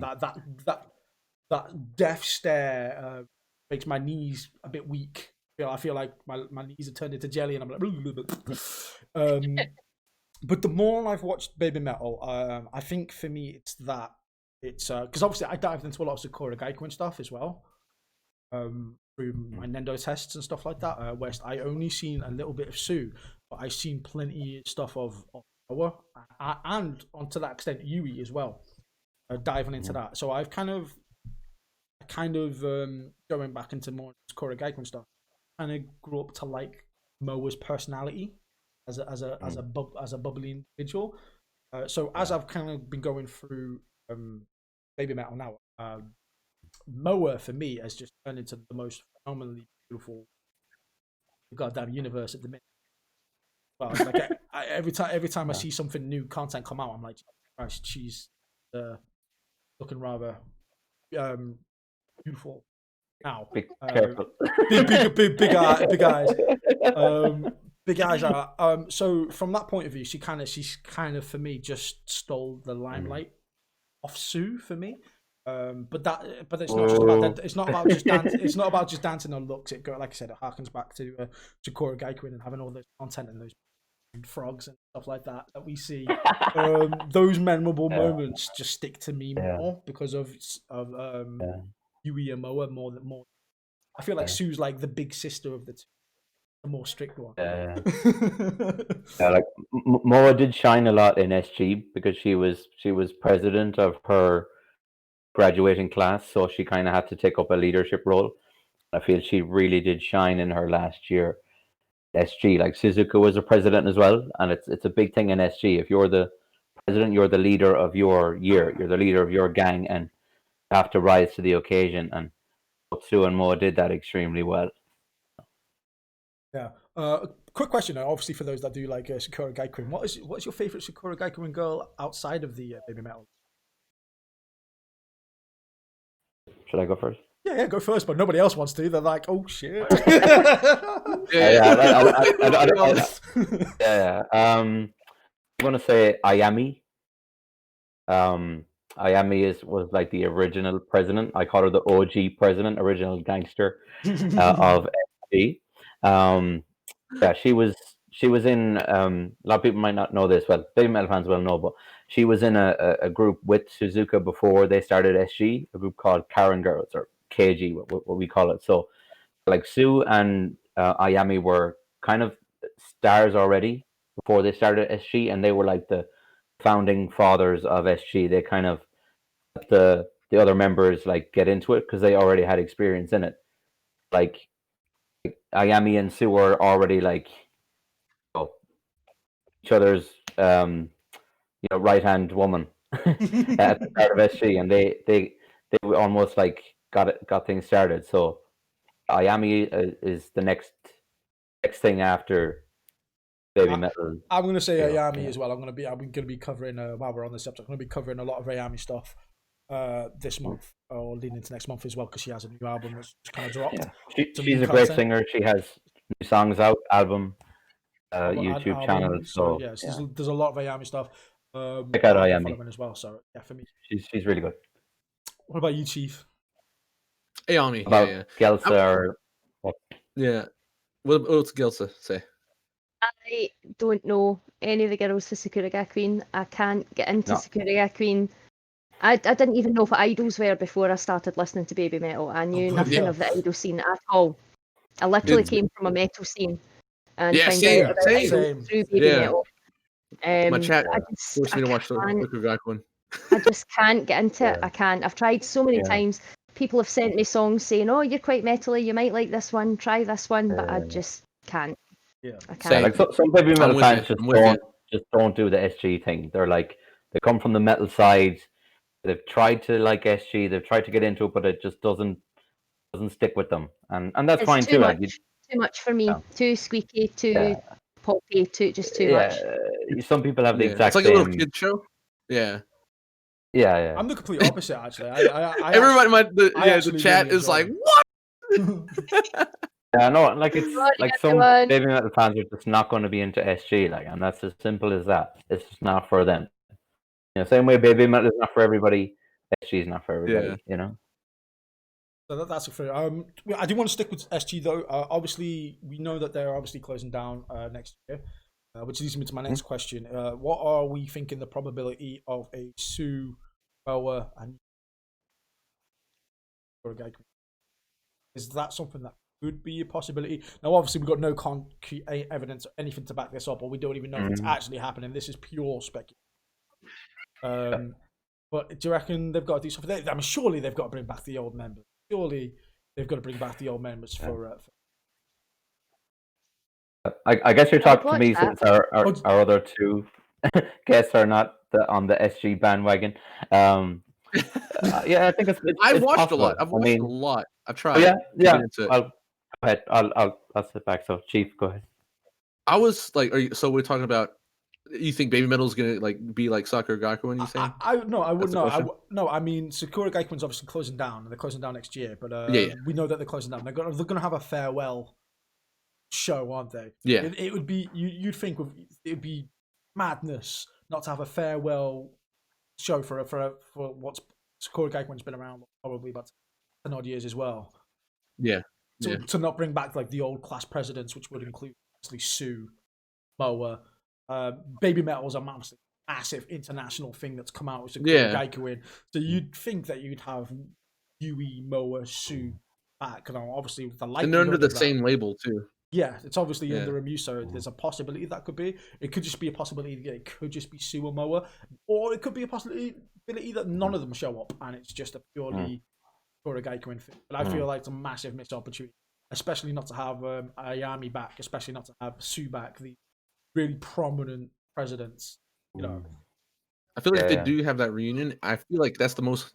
I feel like that's when Yui will show up. Like I feel like that's when she would show up. I feel like that would be her first appearance. I feel like that's the most likely scenario. But then I also don't want to heighten my expectations for that. Say that maybe she won't even turn up to that. Yeah. I think what's possible because nice to see her. It would be nice to see her, at the very least. Even if she doesn't interact, it would just be nice to see her sat on a chair watching the show or something. Just any kind of confirmation would be. Yeah. I think they could bring back like all the presidents together and do a thing. So that would include Sue and Moa. You know, it would also include Ayami and Kano, which would I guess still go down well at Babymetal / SG fans. So you would have all three SG presidents that were part of Babymetal, like Sue, Moa, and Kano. Maybe not Yui for the same reason we haven't seen her for 3 years. Yeah, I feel like that would be the most obvious cop out. That they would, if they were going to bring back just some girls, it would be just the presidents to come back. In which case, that would secure the whole Sue and Mo. So I feel like if they are going to take a route back to bring back these girls, they just turn around and go only about presidents. Again, Yui would be out the limelight, but I hope we see an appearance of hopefully. I feel like everybody should show up to like a big reunion. That's what I feel like. I feel like if it's closing, everybody should be there. It would be the coolest thing that like if every single member came back. Every single member came back, and that's the last shot you see. The very last shot of Sakura Gaikuin would be every girl that's ever been in Sakura Gaikuin. Big shot, all together, all bowing as the bell goes off for one last time. It'd be a nice tribute. That would be it. I feel like that is like the most perfect way. It would be the perfect ending. Yeah, it really would be. But reality sucks sometimes, though. Yeah, like chances are they're not going to be able to get everyone together. There's going to be some difficulties with people not wanting to do it, people wanting to do other things. You know, schedules, contracts, money, shit like that. Probably getting somebody's way. You know. So it would be the ideal scenario, but maybe not. Maybe it's not doable. You know. Or a Yui, Moa, and Sue prank on Sensei. It'd be interesting to see how Mori handles that. Been around so many years. Part of him. I feel like we'll see a Mori breakdown at some point. So what we're gonna do now. I'm gonna say it quickly before Paul tries to steal my show away from me. Chat. If there's any questions you'd like to ask the four of us, whether that be group questions, individual questions, any subjects you'd like to touch on before we kind of start closing this off tonight. Now is the chance. Guys, if you want to look in the comments as well, if you pick out anything that you would like to just respond to or talk about that you see pop up, these guys, don't feel dive right in and talk about anything you might see from anybody that pops up. So, boxes or briefs? Boxes. 100% boxes. Gelta's like, what? What do I have to answer? She says boxes too, and we're all like, what?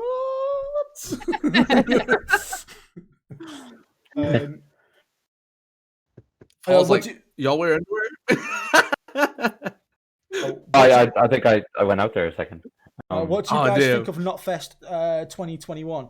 I'm not too sure yet. I haven't. To be honest with you, I'm completely in the dark about that. I haven't read up on anything about Notfest yet. It's not happening. So if there's any news on that one, I do apologize. I'm completely. Yeah. I must be honest. That's gone completely over my. I can't see that happening like a music festival in January. You know, at the height of the winter second or third wave of the pandemic seems extremely unlikely to me. Although in America we don't think it exists. Yeah, so people just answer Nyan bot there. Yeah, Gelta? What are your music influences? So when I was a teenager, I was Faith No More all the way. Listened to Faith No More for years. Megadeth, System of a Down, Calm, Marilyn Manson, and ICP. I listened to quite a lot. I was quite a big ICP fan for a good long number of years. Not so much these days. Yeah. But yeah. Heck yeah. Some nice influences there. I want to touch on that. What about you, Chief, as well? Let's touch on your influence. What were your my influence? Yeah. See, I've always felt like this is why I love Babymetal so much, is because, and like why I think the third album to me is like my least favorite album is because I come from, well, I love everything. I'm into music, man. Like Aldo said earlier in the chat, I like whatever sounds good. If it sounds good to me and it speaks to me, I'm liking it. You know what I mean? I like pop. I'm not a fan of that much country, but I can get down to some country. Some like, Take Me Home, Country Roads, some stuff like that. Yeah. But my musical influences is like, I first got into guitar. I'm a guitarist. I love guitar.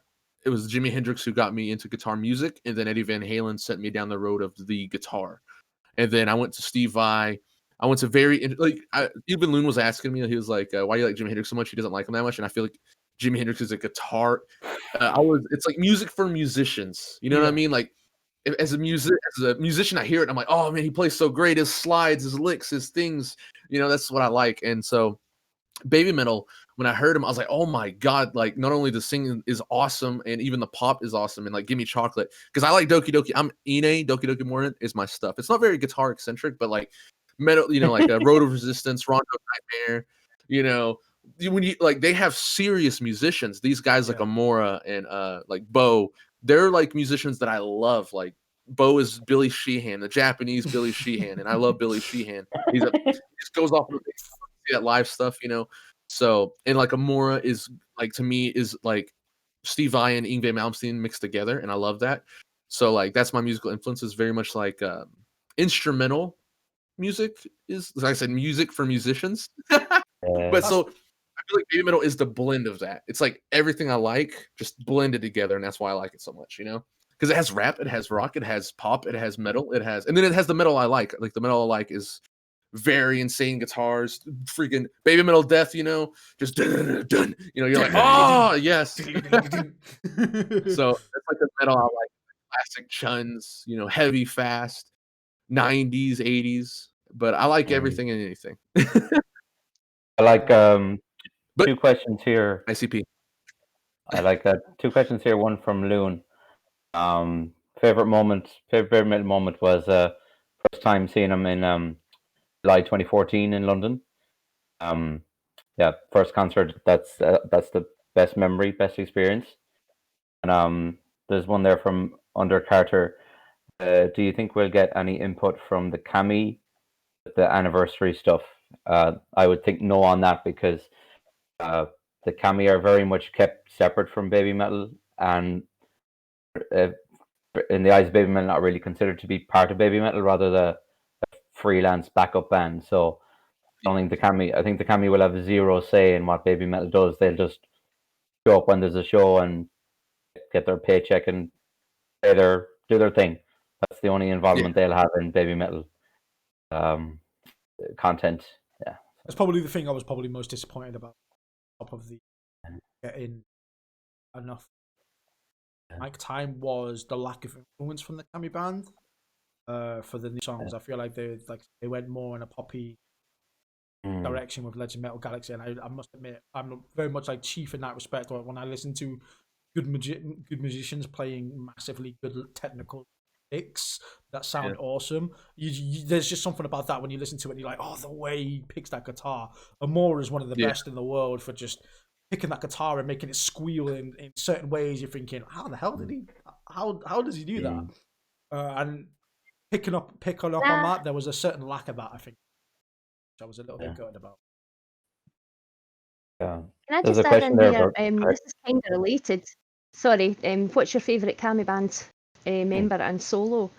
See, I think that's kind of related to what we're just talking about there. I quite often, if I'm trying to get people into Babymetal, I will show them Catch Me If You Can with Takayoshi and Bo.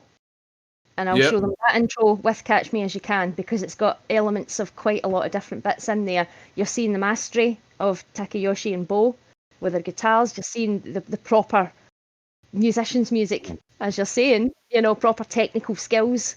Yeah. And then you've got the girls and the fantastic beat and the melody and everything. So it's got to be one.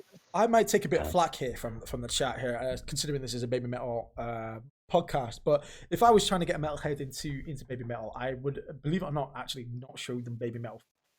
Probably the first thing that I would be directed to is Amora's Metal Lovers, and just kind of like show them that first, and then kind of like ease them into Babymetal and go, this awesome metal guitarist that could do all this awesome crap. By the way, Amora, if you're watching this, mate, send me a picture. I tell you what, man, I'm not gay, but Amora is a sexy looking guy. But yeah, I would show them that first. I would show them the Metal Lovers stuff, like all the technical stuff with the guitar, so they could relate to. Sort of like ease them into the second album of Babymetal and go, look, this is this awesome guitarist. Look what he could do with this, and then from there, show them the rest of Babymetal. Instead of maybe, if you're looking at like too much of a metalhead, showing them Give Me Chocolate or showing them the campy side of Babymetal a little bit, it's probably not the way you want to go first. So I would very much lean into that. But you've got to soften them into the squeakiness. Got to soften them into the yeah, exactly. Yeah, you got to squeaky. I thought with Gelson when she said that, I was like, that's exactly what I do to my like friends. I drop them onto like Rondo and Nightmare live with the Mischief of the Gods. Come in. I drop them in. That's like the first video in Babymetal Death. I drop them into Babymetal Death and Rondo and Nightmare. Like, and they usually are always like, whoa, always like, what is going on? And that intrigues them, because it's like that is so metal. Those two things, like Babymetal Death with and Sue getting to put up on the cross live, and they're like, whoa, okay, what is this? That satanic metal thing gets most metalheads, and they're like, okay, you got to show me more of this, and then I usually just get them that way. I'd like to answer that question. Favorite Kami band member is Omura. And the best solo is Mischief of the Metal Gods into Rondo. I think that's one we can all agree on. That one, I think that will just be unanimous. Just chalk that one down as a win. like Mikio though. Rest in peace, Mikio. Rest in peace, Mikio. Yeah, right. I mean, right now, obviously, Amora is my favorite. Mikio was always my favorite because he was, to me, like so. I feel like he was so insane on guitar. Like his sweep picks were just god level. Like I'd be like, oh my, and he had like a very Eddie Van Halen like style of playing with his harmonics. That's why because Eddie Van Halen is like the king of harmonics. Just everywhere on the neck, he would hit a harmonic. And Mikio was so good at that, just hitting harmonics everywhere. And I was like, every time I watched it, I just was like, my God, Mikio is so good, and I loved his playing so much. Believe it or not, the first thing that always stood out for me with Mikio was not actually the guitar playing, but it was his smile. Compared to all the other compared to all the other camis that were like dead. Mickey, he just kind of stood there and smiled, and I swear to God, it was just one of the most nicest smiles. You could just see he was genuinely enjoying himself, and that always stood out to me more than for the other camis than that. And until like I said, until I started listening to it a little bit more, and I started really appreciating Amora's style on the guitar. But that was the first thing I noticed when I started watching Babymetal. I always loved his just, I don't know, I want to say innocent kind of happiness when he's playing. Like he wasn't crazy like the other guys were. He was more just happy, and it made you happy watching him. That's like happy. It was weird. That's why I love him too. Yeah, it's like that's what Eddie Van Halen did. He was like one of the first guitarists to just be smiling on stage, and people were like, "What the heck is this?" And he's playing like insane riffs, but he's smiling like, haha. That's how Mikio was, and that's why I love Mikio's, because Mikio would be smiling like, "Oh yes, how are we doing?" and then just be blowing through licks that are like next level, and I'd be like, "Oh my gosh, his sweep picking is so insane."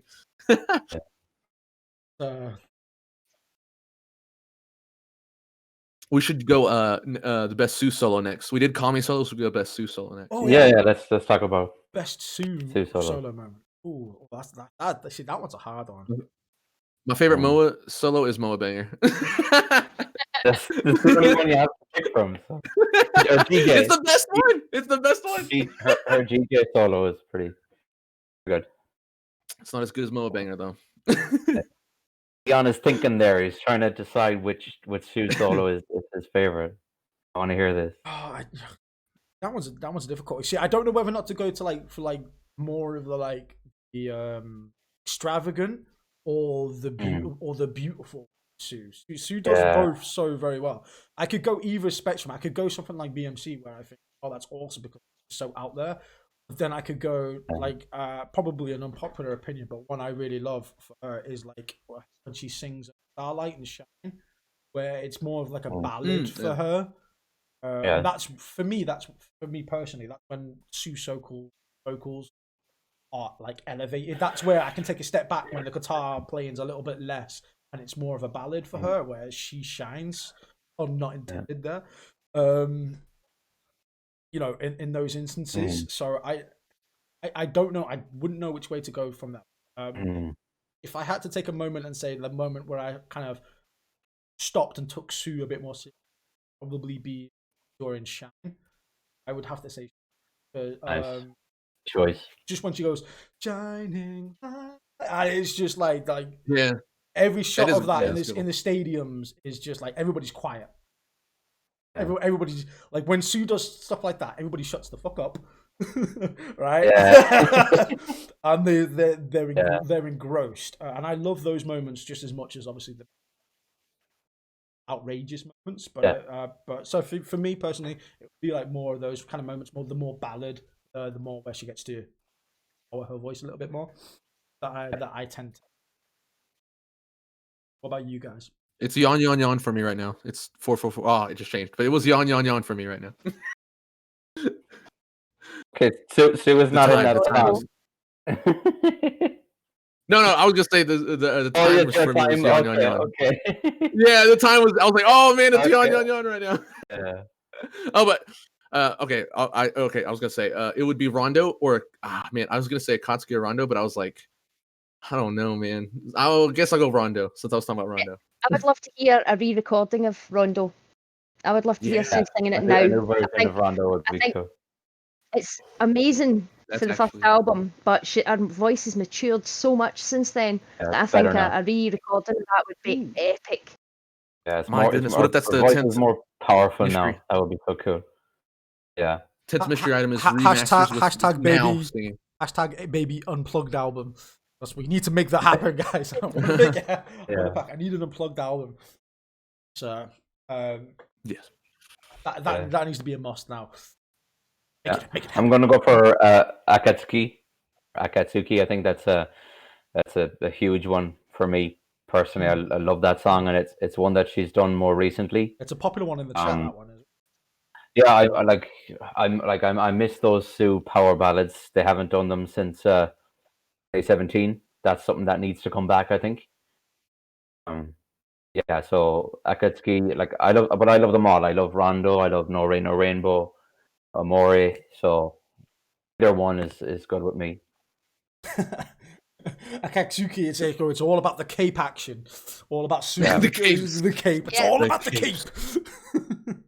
Was someone in the chat brought up Nayan Bot brought up Tamashi no Rufuran or Soul's Refrain. Oh, That's sorry. an amazing song. Yeah, It's a cover, but Yeah. it's an amazing song. yeah, I got a bit of flack for that because that was one of my personal favorites. I think for a long time with Sue, and I know obviously with it being a cover, it was one of the songs I reacted to last on my channel or like near the end when I was going through, and I was like, oh, how did anybody like not recommend this to me?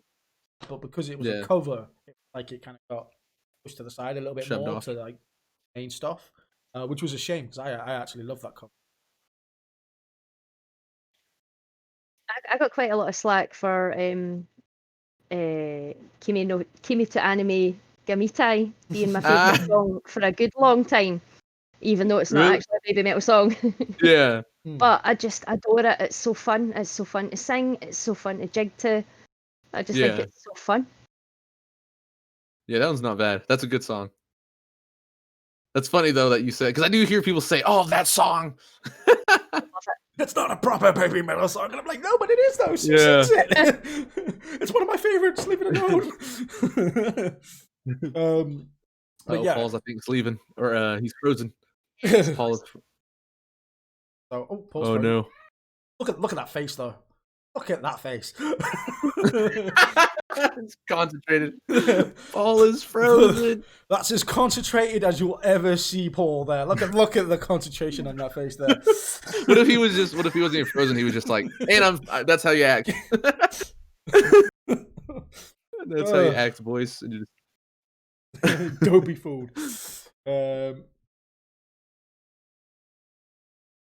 Yeah, Paul is acting. Demon said it. Paul is acting. Paul is He acting. it just comes out quick. Covers are still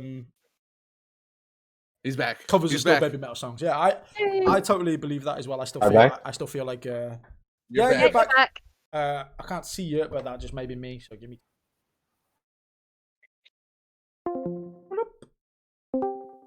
There and Neon's back. There we go. So I don't know why it does that sometimes. Discord can be a pain in the arse. Yeah, Discord is weird. But yeah, well, we were all having a little giggle at your very, very concentrated face there, Paul. That had frozen. On the chat. We've seen that trick before. I like the animation live studio is a bit. We back? Yep, you're back, Yeah, Paul. we're back. I think this is again. I feel like this is a bit of a foregone conclusion here of votes. But do we prefer Babymetal live or do we prefer them on the CD? Yeah, live. Live. Are we good? All the way. Very good. Yeah, you're good, Paul. You're good. You're good, man. So, live all the way. Live all the way. There was a question I saw there was about Avengers. Somebody asked Joe Slag or Jose Lag. I don't know how he says his name, but it was like because Riho and Kano are doing their own thing now. Their question was, do we think there'll be new Avengers go along with Momoko? What do you guys think? Yeah, I could totally see that happening. I could totally see 3 new Avengers for the next tour or album or whenever it is. I feel like the Avengers are really, really replaceable. It seems like the girls are doing their solo projects now. They've done their tour. They're off doing their own things now. I can't see them going back to their bands, releasing their new songs and stuff like that, and then coming back to Babymetal to be an Avenger after only a year and a half. I don't see that happening. Especially I think they'll have too much on. Yeah, I think they'll have too much on. So I could see new Avengers and stuff, which always this always leads me back to the point that I said about making a third girl permanent. I feel like that does need to happen. I know there's going to be a lot of people in the chat already. I can already see it. Momoko. happy with Momoko. Momoko was brilliant through the UK tour. Yeah, so I like I said, that could easily be done. If that's going to be a thing, I do think it's going to be. Like I said, I do feel like they're holding off announcing a third member until, like I said, this Yui thing is resolved. Whether or not they pass the torch, I feel like they want to make a thing of it. Like they're not going to pass up on that opportunity, not to, like I said, to pass the torch, to make money, merch and sell big content out there to miss that opportunity. So I feel like if they are going to do, like I said, they are going to make a third girl permanent. I think where they're going to go, much to maybe people's annoyance that they'd want back or whatever, like that. I feel like they'll milk that, and rightfully so as well, because we'd all want to see it. So no, why shouldn't they? In that respect, Paul's having some problems now, isn't he? Yeah, Paul's having problems. I will say I don't know. I feel like they're never gonna have a permanent third. That it's not Yui. I think it's just gonna be Moa and Sue, and just rotating members. Yeah, and I think I'd be happy with that as well. It's interesting. It injects a bit of something to the shows, Yeah. Something new. Again, this is where I fall on the fence of wanting a third girl back, because I'd love, again, a sort of Black Babymetal or something where this third girl and Moa could go off and do, like I said, two tracks of really, really heavy metal song, or whatever. I feel like that with a revolving third girl, I feel like that's never going to be a possibility. And this only stems from me purely wanting more Moa content on an album. On that respect, I've got no issues with a third revolving girl, though. I like I said, I really, really enjoy it. I like seeing the Avengers when all three of them were on stage with the girls. For Legend Metal Galaxy, I was like, mind was blown. I thought, I was like, that's amazing. Why don't they do this more often? So I've got no problem with the Avengers or the switching out.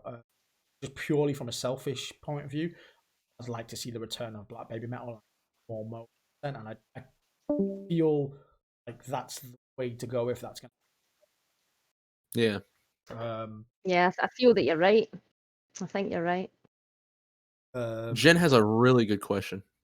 Ooh, is he gone? Go on. I'll let you do it because I can't see it on the chat. If you could ask Sue, Moa, Yui, or Koba one serious question each, what would it be? We'll start off with the main girl. We'll start off with Sue. So I'm gonna let the lady go first on this. I'm gonna put all the pressure on her. To be honest, I can't actually think of a serious question, but the question that always pops in my mind is, what are the lyrics to From Dusk Till Dawn? What are they? So yes, it's the only thing I can think of. I couldn't think of a specific Sue question. I think if I actually met her, I don't think I'd be able to say anything to her. To be fair, if me too, I would be starstruck. I'd be like stunned. I'd be like, I wouldn't even know what to say. If I was to ask Sue meeting Jesus. Meeting Jesus. Believe it or not, for Sue, it wouldn't actually be a Babymetal question. If I could have one question with Sue, I would ask her if she has any intentions of releasing a punk album. Because I know her dad was obviously in a punk band and stuff like that, and I very much like the thought of like a Sue or maybe dad like punk like little side project. I think that would be actually quite cool. I'd love to see that happen. So that would be my question. Would ask if she has any plans, maybe little punk. It wouldn't have to be an album, just like, even if it's just a spin-off. I'd like to. I'd like to see that. I'm interested in that with the background, and I love punk as well. Yeah. That would be for me. For Moa, it would be the obvious one. I've been repeating this question to her now for about Will you marry me? Will you goddamn marry me? No, I would like to ask Moa what she does at uni. Do we know what she does at uni? We don't know what course she's on, do we? We know something. What does she do? Somebody know. I know there's people in the chat that know exactly what she's doing at uni for the course. Demon's already on it. It's like, yes, we do. So the answer will be here at some point. I think she's doing music. If I don't believe, I think she has. I think she is actually doing some sort of music history. There we go. Music history, yeah. Nice. So yes, so Oh. that's what she's doing. Oh, music history. Oh well, don't need to talk to her now. And That's fine. I still live happily. And I still live happily every day in the knowledge that she still hasn't said no. Still hasn't said yes, Yeah. but still hasn't said no. Yeah. What about you? What about So- you, Paul? so- What would I ask Sue? I would be so starstruck I wouldn't be able to say anything. I just would, the jaw would be dropped. I would ask Moa, "Where's Yui?" Yeah, I'm joking, of course. Boa. Good question, everybody. Oh, boy. I suppose my next question would be to Sue, if it wasn't about the punk one, would be do the ears have their own gravitational pull? So,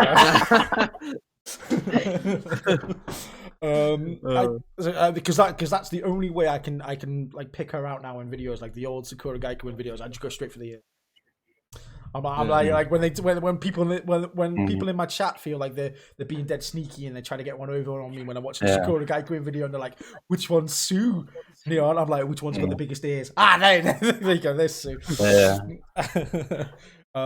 For Sue, I'd like to know like what her connection with Riho is, and since they left Hiroshima and Ash, what have they been close since, or they just resurrect their friendship when they came together again in Babymetal? I'd like to know about their history. That'd be a fun question. Yeah, I would ask the girls, all three of the girls, what is their Spotify, their Apple, what does their playlist look like right now? What are the musical influences? What music are they listening to that's not? Because sometimes I feel like in interviews they're kind of saying what like Koboys wants them to say, you know, like so I feel like even in Soccer Gakuen stuff, I feel like, you know, I just want honest. What are they listening to? What is not being forced on them? What is their musical influences? What do they listen to? What's their playlist look like? I feel like and then Koba, I would ask what the future of Babymetal looks like. I feel like they were quite honest you know, with one metal? interview, wasn't they? They actually turned around and said they didn't have much knowledge of metal before they started the Babymetal thing. Yeah, that one. So I feel like their influences are actually they probably do listen to personally probably a lot of pop, a lot of metal. I feel like that's what I was thinking. To be honest with you, they're probably just as like they are. I say probably they are just as human as we are. I mean, I can go from listening to freaking Metallica 1 second to listening to freaking, I don't know, Aqua Barbie Girl the next. You know, yeah. You know, it goes from Saint Anger. It goes from you know, whenever the mood takes me, and I feel like that's very prevalent as well for the girls. I feel like they have their own things that they're into, stuff that they grew up with, that they like. Maybe to a certain extent, the metal, probably to start off with, was a bit of a front. It was Cobra centric. It probably was doing what they were told to say. But I would like to think, as a man, I'd like to emphasize that being in the metal community for what 10 odd years now, meeting all these legends of metal that they kind of grown up with now, that they probably do like metal. They do seem to have went that way though. They do seem to express fondness for metal now, especially for Metallica and Chili's and, you know, some of the bands that have gave them advice over the years. Yeah. I feel like they've been taken in the metal community quite well, especially when you you go looking back at the Corey Taylor video that was just released. I feel like the girls, especially within like the main bands, like I said, Slipknot, Metallica, all those stuff, they've been taken in like they're one of their own, put in these videos, given these cameos, mentioned a lot, put on stages and big festivals, stuff like that. So I feel like that, like obviously they are a part of that centric metal kind of core group of bands. So yeah, I have no reason to believe that they don't like metal, but I do feel they have like their own Japanese stuff like that. That's what I would like to know. I want to know what if they had to make a playlist with their top 10 songs of all time. What's going on that playlist? You know, what are they going to be? That would be interesting. That would be very interesting. I'd love to. Actually, to be. And then Koba, I would be like, what's the future of Babymetal? Is it more trying to get like pop mainstream, or is it going back to the roots of Babymetal, more with the pop metal style? You know? Yeah. I'm seeing in the chat some references to K-pop groups like Blackpink and BTS. I think that would be a lot of baby metal fans' worst nightmare, like the I can see it. K-popification of baby metal. Oh I can yeah, see that it. would scare. That would be too far. I could Too far. totally see Moa and Sue like listening to K-pop. Like I honestly think they probably rarely listen to metal. I think honestly, I feel like they rarely listen to metal. Yeah. Like they Well, I feel maybe a as if few they're metal here quite and into there. it these days. I mean, me and Paul spoke about this previously in a private chat. Yui always did seem to be more pop. Yeah. Yeah. You know, for example, the interviews Ariana Grande was her favourite artist. You know, when the others are seeing Metallica, she always just didn't quite. Hmm. I don't know, not fit exactly. That's not quite what I mean, because she fit Babymetal extremely well, but she never Yeah. seemed to quite get into metal the same way Moa and Sue did. Yeah. Yeah. That's what I see this too. But she was also like playing baby metal, or they are doing baby metal because they are like musicians doing the job, though. You know, that's what I see it as. They're like musicians doing the job. They are contracted by a muse, and like even with Amora and like Mikio is a jazz player, more like, but he's playing metal, and like that happens before some musicians who get like session players who get contracted to a band. They might be playing a different style because when you are a musician, you do have your style playing, but most musicians who are in this type of like work can play like everything. You know, if you're a session Yeah. musician, you can play anything. So I kind of see the girls as like that too. Like they're kind of session musicians; they can kind of do anything.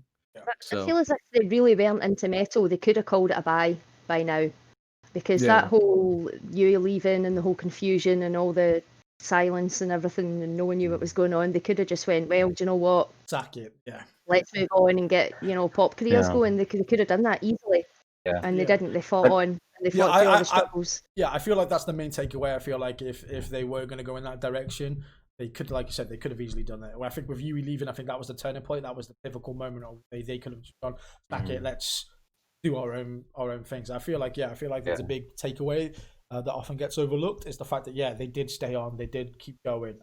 Moa's love for Sue. If Sue wanted to keep going, Moa would keep going. And I think it's that bond agree with that. that keeps moving And forward. they recommitted in 2019. I think there was a realistic opportunity or chance that they could finish up because Yui had just left. 2018 was a bit of a chaotic year. And Koba like genuinely went to the girls and said, like, do you guys want to keep doing this? Like, do you want to commit to Babymetal going forward? And they said, yeah, we're doubling down. We're recommitting to making a success of, Babymetal in the post Yui era. So I think, at that point they could have said, fuck it, let's do something else. But no, they decided to keep going. Yeah. All right, that guys. could be why this one is very pop though. Metal Galaxy, it's to me like the more popular album. Oh They yeah, kind of no, left it definitely. behind. Yeah, personally though, I mean, like I said, if we're gonna go for tastes moving forward, I very very much hope they go more metal album than Legend Metal Galaxy. I'm glad that they went Legend Metal Galaxy, but I would say it's my least favorite album of the three. So I do hope they go more back to second album. I say first album. I'm a first album guy. You like the first one? Mm-hmm. I don't know. First one's the best. I don't feel like they could pull that off now. I feel like they're too old to do half the songs They that can are do on it. the first album. I mean, they could. I don't know. All three. I albums. like all three. Just Legend Metal Galaxy is my. Gilsa? Oh, Metal Galaxy first, then Baby Metal, then Metal Resistance. Whoa! And I know that's okay. going to be an unpopular opinion. I'm watching the chat here. I respect it. I respect it. Chat's getting their pitchforks out. I love what they've done with the new album, and I feel as if they'd split a bit of the new album with some of the old album and mixed them up, that would have been more what I would have been expecting for the second album. But I do love it. I love it. I love them all. But I do think Metal Galaxy is my favourite. Oh, fair enough. Interesting. I accept it because the Babymetal debut album was second. That's good. Right, It's just superb. right, guys, we're gonna start winding down now. I don't even know how long we've been live. I know that we started at 8. It is now 11, so we have been chatting for a considerably long time. 3 hours. 3 hours, which is I think is the longest show we've ever done. I know, so that's the 10th anniversary of the longest, and with the longest show, which is going to be great. So give everybody a pat on the back for that. A lot of fun. a lot of fun. And fun. I pissed a lot of people off. That's what I was coming here to do. So yeah, we've been streaming for 3 hours and 10 minutes. So bloody hell. Heck yeah. So a lot of people are turning around now and going, "Oh, it's the 10th anniversary, so we need to stream for 10 hours." I was gonna say if it's yawn, it should stream to yawn yawn. Yeah, we should stream 44 hours. Stream for the yawn yawn. Yawn. We got to do 4 hours for 4. 4 hours. Yeah, the yawn yawn yawn. Yawn. Yeah, but the problem is, can't do just 4. Because if you do 4 hours, that's just 1 yawn. I need my double yawns, man. I need both my yawns. I wouldn't be happy until it's 44 hours. 10 hours is long. Yeah, and in no uncertain terms, I'll be fucked. So Paul would be hosting then, because my head would just be gone. I'd just be like, yeah, whatever, Paul, just do it. Do what you want. It would be hours of Paul and Gilsa just talking about how they've been to so many concerts and just rubbing it in our face. Just rubbing it into our faces. Getting out the dollar bills and like, okay, so I was here and I caught it like there. So like I said, I just want this whole pandemic to be over, just so I can go and see it. Yeah. That's it. It's that tedium, that frustration that's setting in. I just want to go to another show. I think that's what we all want. We just want to get back to normality and get back to going to shows and normal life. Not this miserable seeing all our fellow baby metal heads again in a queue and dancing around like Egypts and singing, and yeah, I miss it. Yeah, I want to experience that for the first. Like I said, I caught my Manchester show just as my kind of channel was just taken off. So a lot of people I know now was there, didn't get to meet because I didn't quite well known. So now it's just like I kind of want to go back so I can like be part of like the people with the towels and sit in a chair for 72 hours and waiting to get in front of. Yeah. I want to do all that crap. I want to do it all. I want to experience it. So, our next show, we want you all there at 9 a.m. No later. Right? 9 a.m. 6 a.m. What are you talking about? 9 a.m. is too late. I want to be there. I want to be there while Paul Noon tuck me in, and keep me warm while it's pissed at night, while it's cold at night, So yes, guys, it's been a pleasure. I like the internet connection tonight has been absolutely having a bit of issue troubles. So we appreciate it all for staying back. I know there's something about a dare here.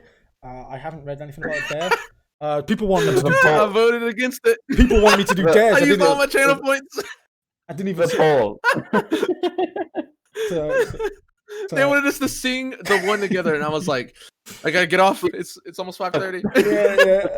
There's a message here. Chief Sweet spent 7,104 neon soul orbs. I did. Oh bloody hell! Jesus Christ! All right, we'll do it next time. We'll definitely do the dare next time. I don't even know what the dare was, to be honest. The chat's going so fast, I can't keep track of karaoke. They wanted us to karaoke. Yeah. I'll sing. I need more beer. Yeah. Next time we'll have more beer. Next time we'll have beer. Next time we'll have beer, and we will do a karaoke. So we'll put a pin on that because so we'll guarantee that we will redeem that dare the next episode. Yes. So episode 7. Yes. Episode 7 at the very start of episode 7. In my Discord. No, end of episode 7. We gotta have the beers in. Oh, gotta get the beers. I find episode 7. We will claim that dare. And whoever's obviously the guest appearances for episode 7 will have to sing a Babymetal karaoke song. So I am going to have to try and convince people to try and come in for episode 7 and not tell them that they're going to be doing karaoke. So yeah, stay tuned for that freaking burning fire. Anyway, guys, it's been an absolute privilege. I want to thank everybody in the chat as well for joining. If you're watching this on YouTube, thank you, Neon, and you've made it this far, please like, subscribe as well. I really, really appreciate it. Share this out. do all that crap. If you've watched this live, please just go back, watch this when it's on YouTube. Let me get that watch time, that minutes. That helps with the YouTube algorithm. Helps push this podcast Like, comment, out. subscribe. Yep, helps push this podcast out to other people. I really, really appreciate it. I just want to say a big thank you to my guests. Ladies first, Thank as you. always. Oh, shut up, Paul. Geltzer. Ladies first, man. Ladies first. Geltzer, thank you for being here, being the first lady. We appreciate you. Thank you. You've been absolutely tremendous, for sweetheart. having us. Um, Thank you so much. You're welcome. Paul. So the man, the myth, the legend, the man with the flex. Oh, you gotta raise him up. You gotta raise him up. He's gotta raise him up. Geltzer can raise him up too. Geltzer was flexing. I was like, oh, okay. She pulled out the dollar bills. I was like, all right, okay. 8 times. Yui smiles. I was like, oh, she's got the money. And then obviously my fellow YouTuber and reactor, man in crime as well. Man with the hustle. the man with the junk in the trunk. Neon. Yeah. I got that Buddha. Yeah, thank you so much, man, for joining us once again for another episode. I really, really appreciate that. Thank you for everybody in the chat as well for joining us, for staying with us for over hours. Guys, it's been absolutely insane. Thank you, guys. Thank you so much. Yeah, and we'll see you guys in a bit. What I'll probably do now is, like I said, I'll put the ending music on. I'll chat to you guys in the chat for 2 seconds as well, and so see you guys all soon. Thank you so much, and we'll see you again for the next episode of Podcasters. See you. Oh goodness, I was thinking Bye, guys. Take care, and I'll see you guys all soon. Bye-bye.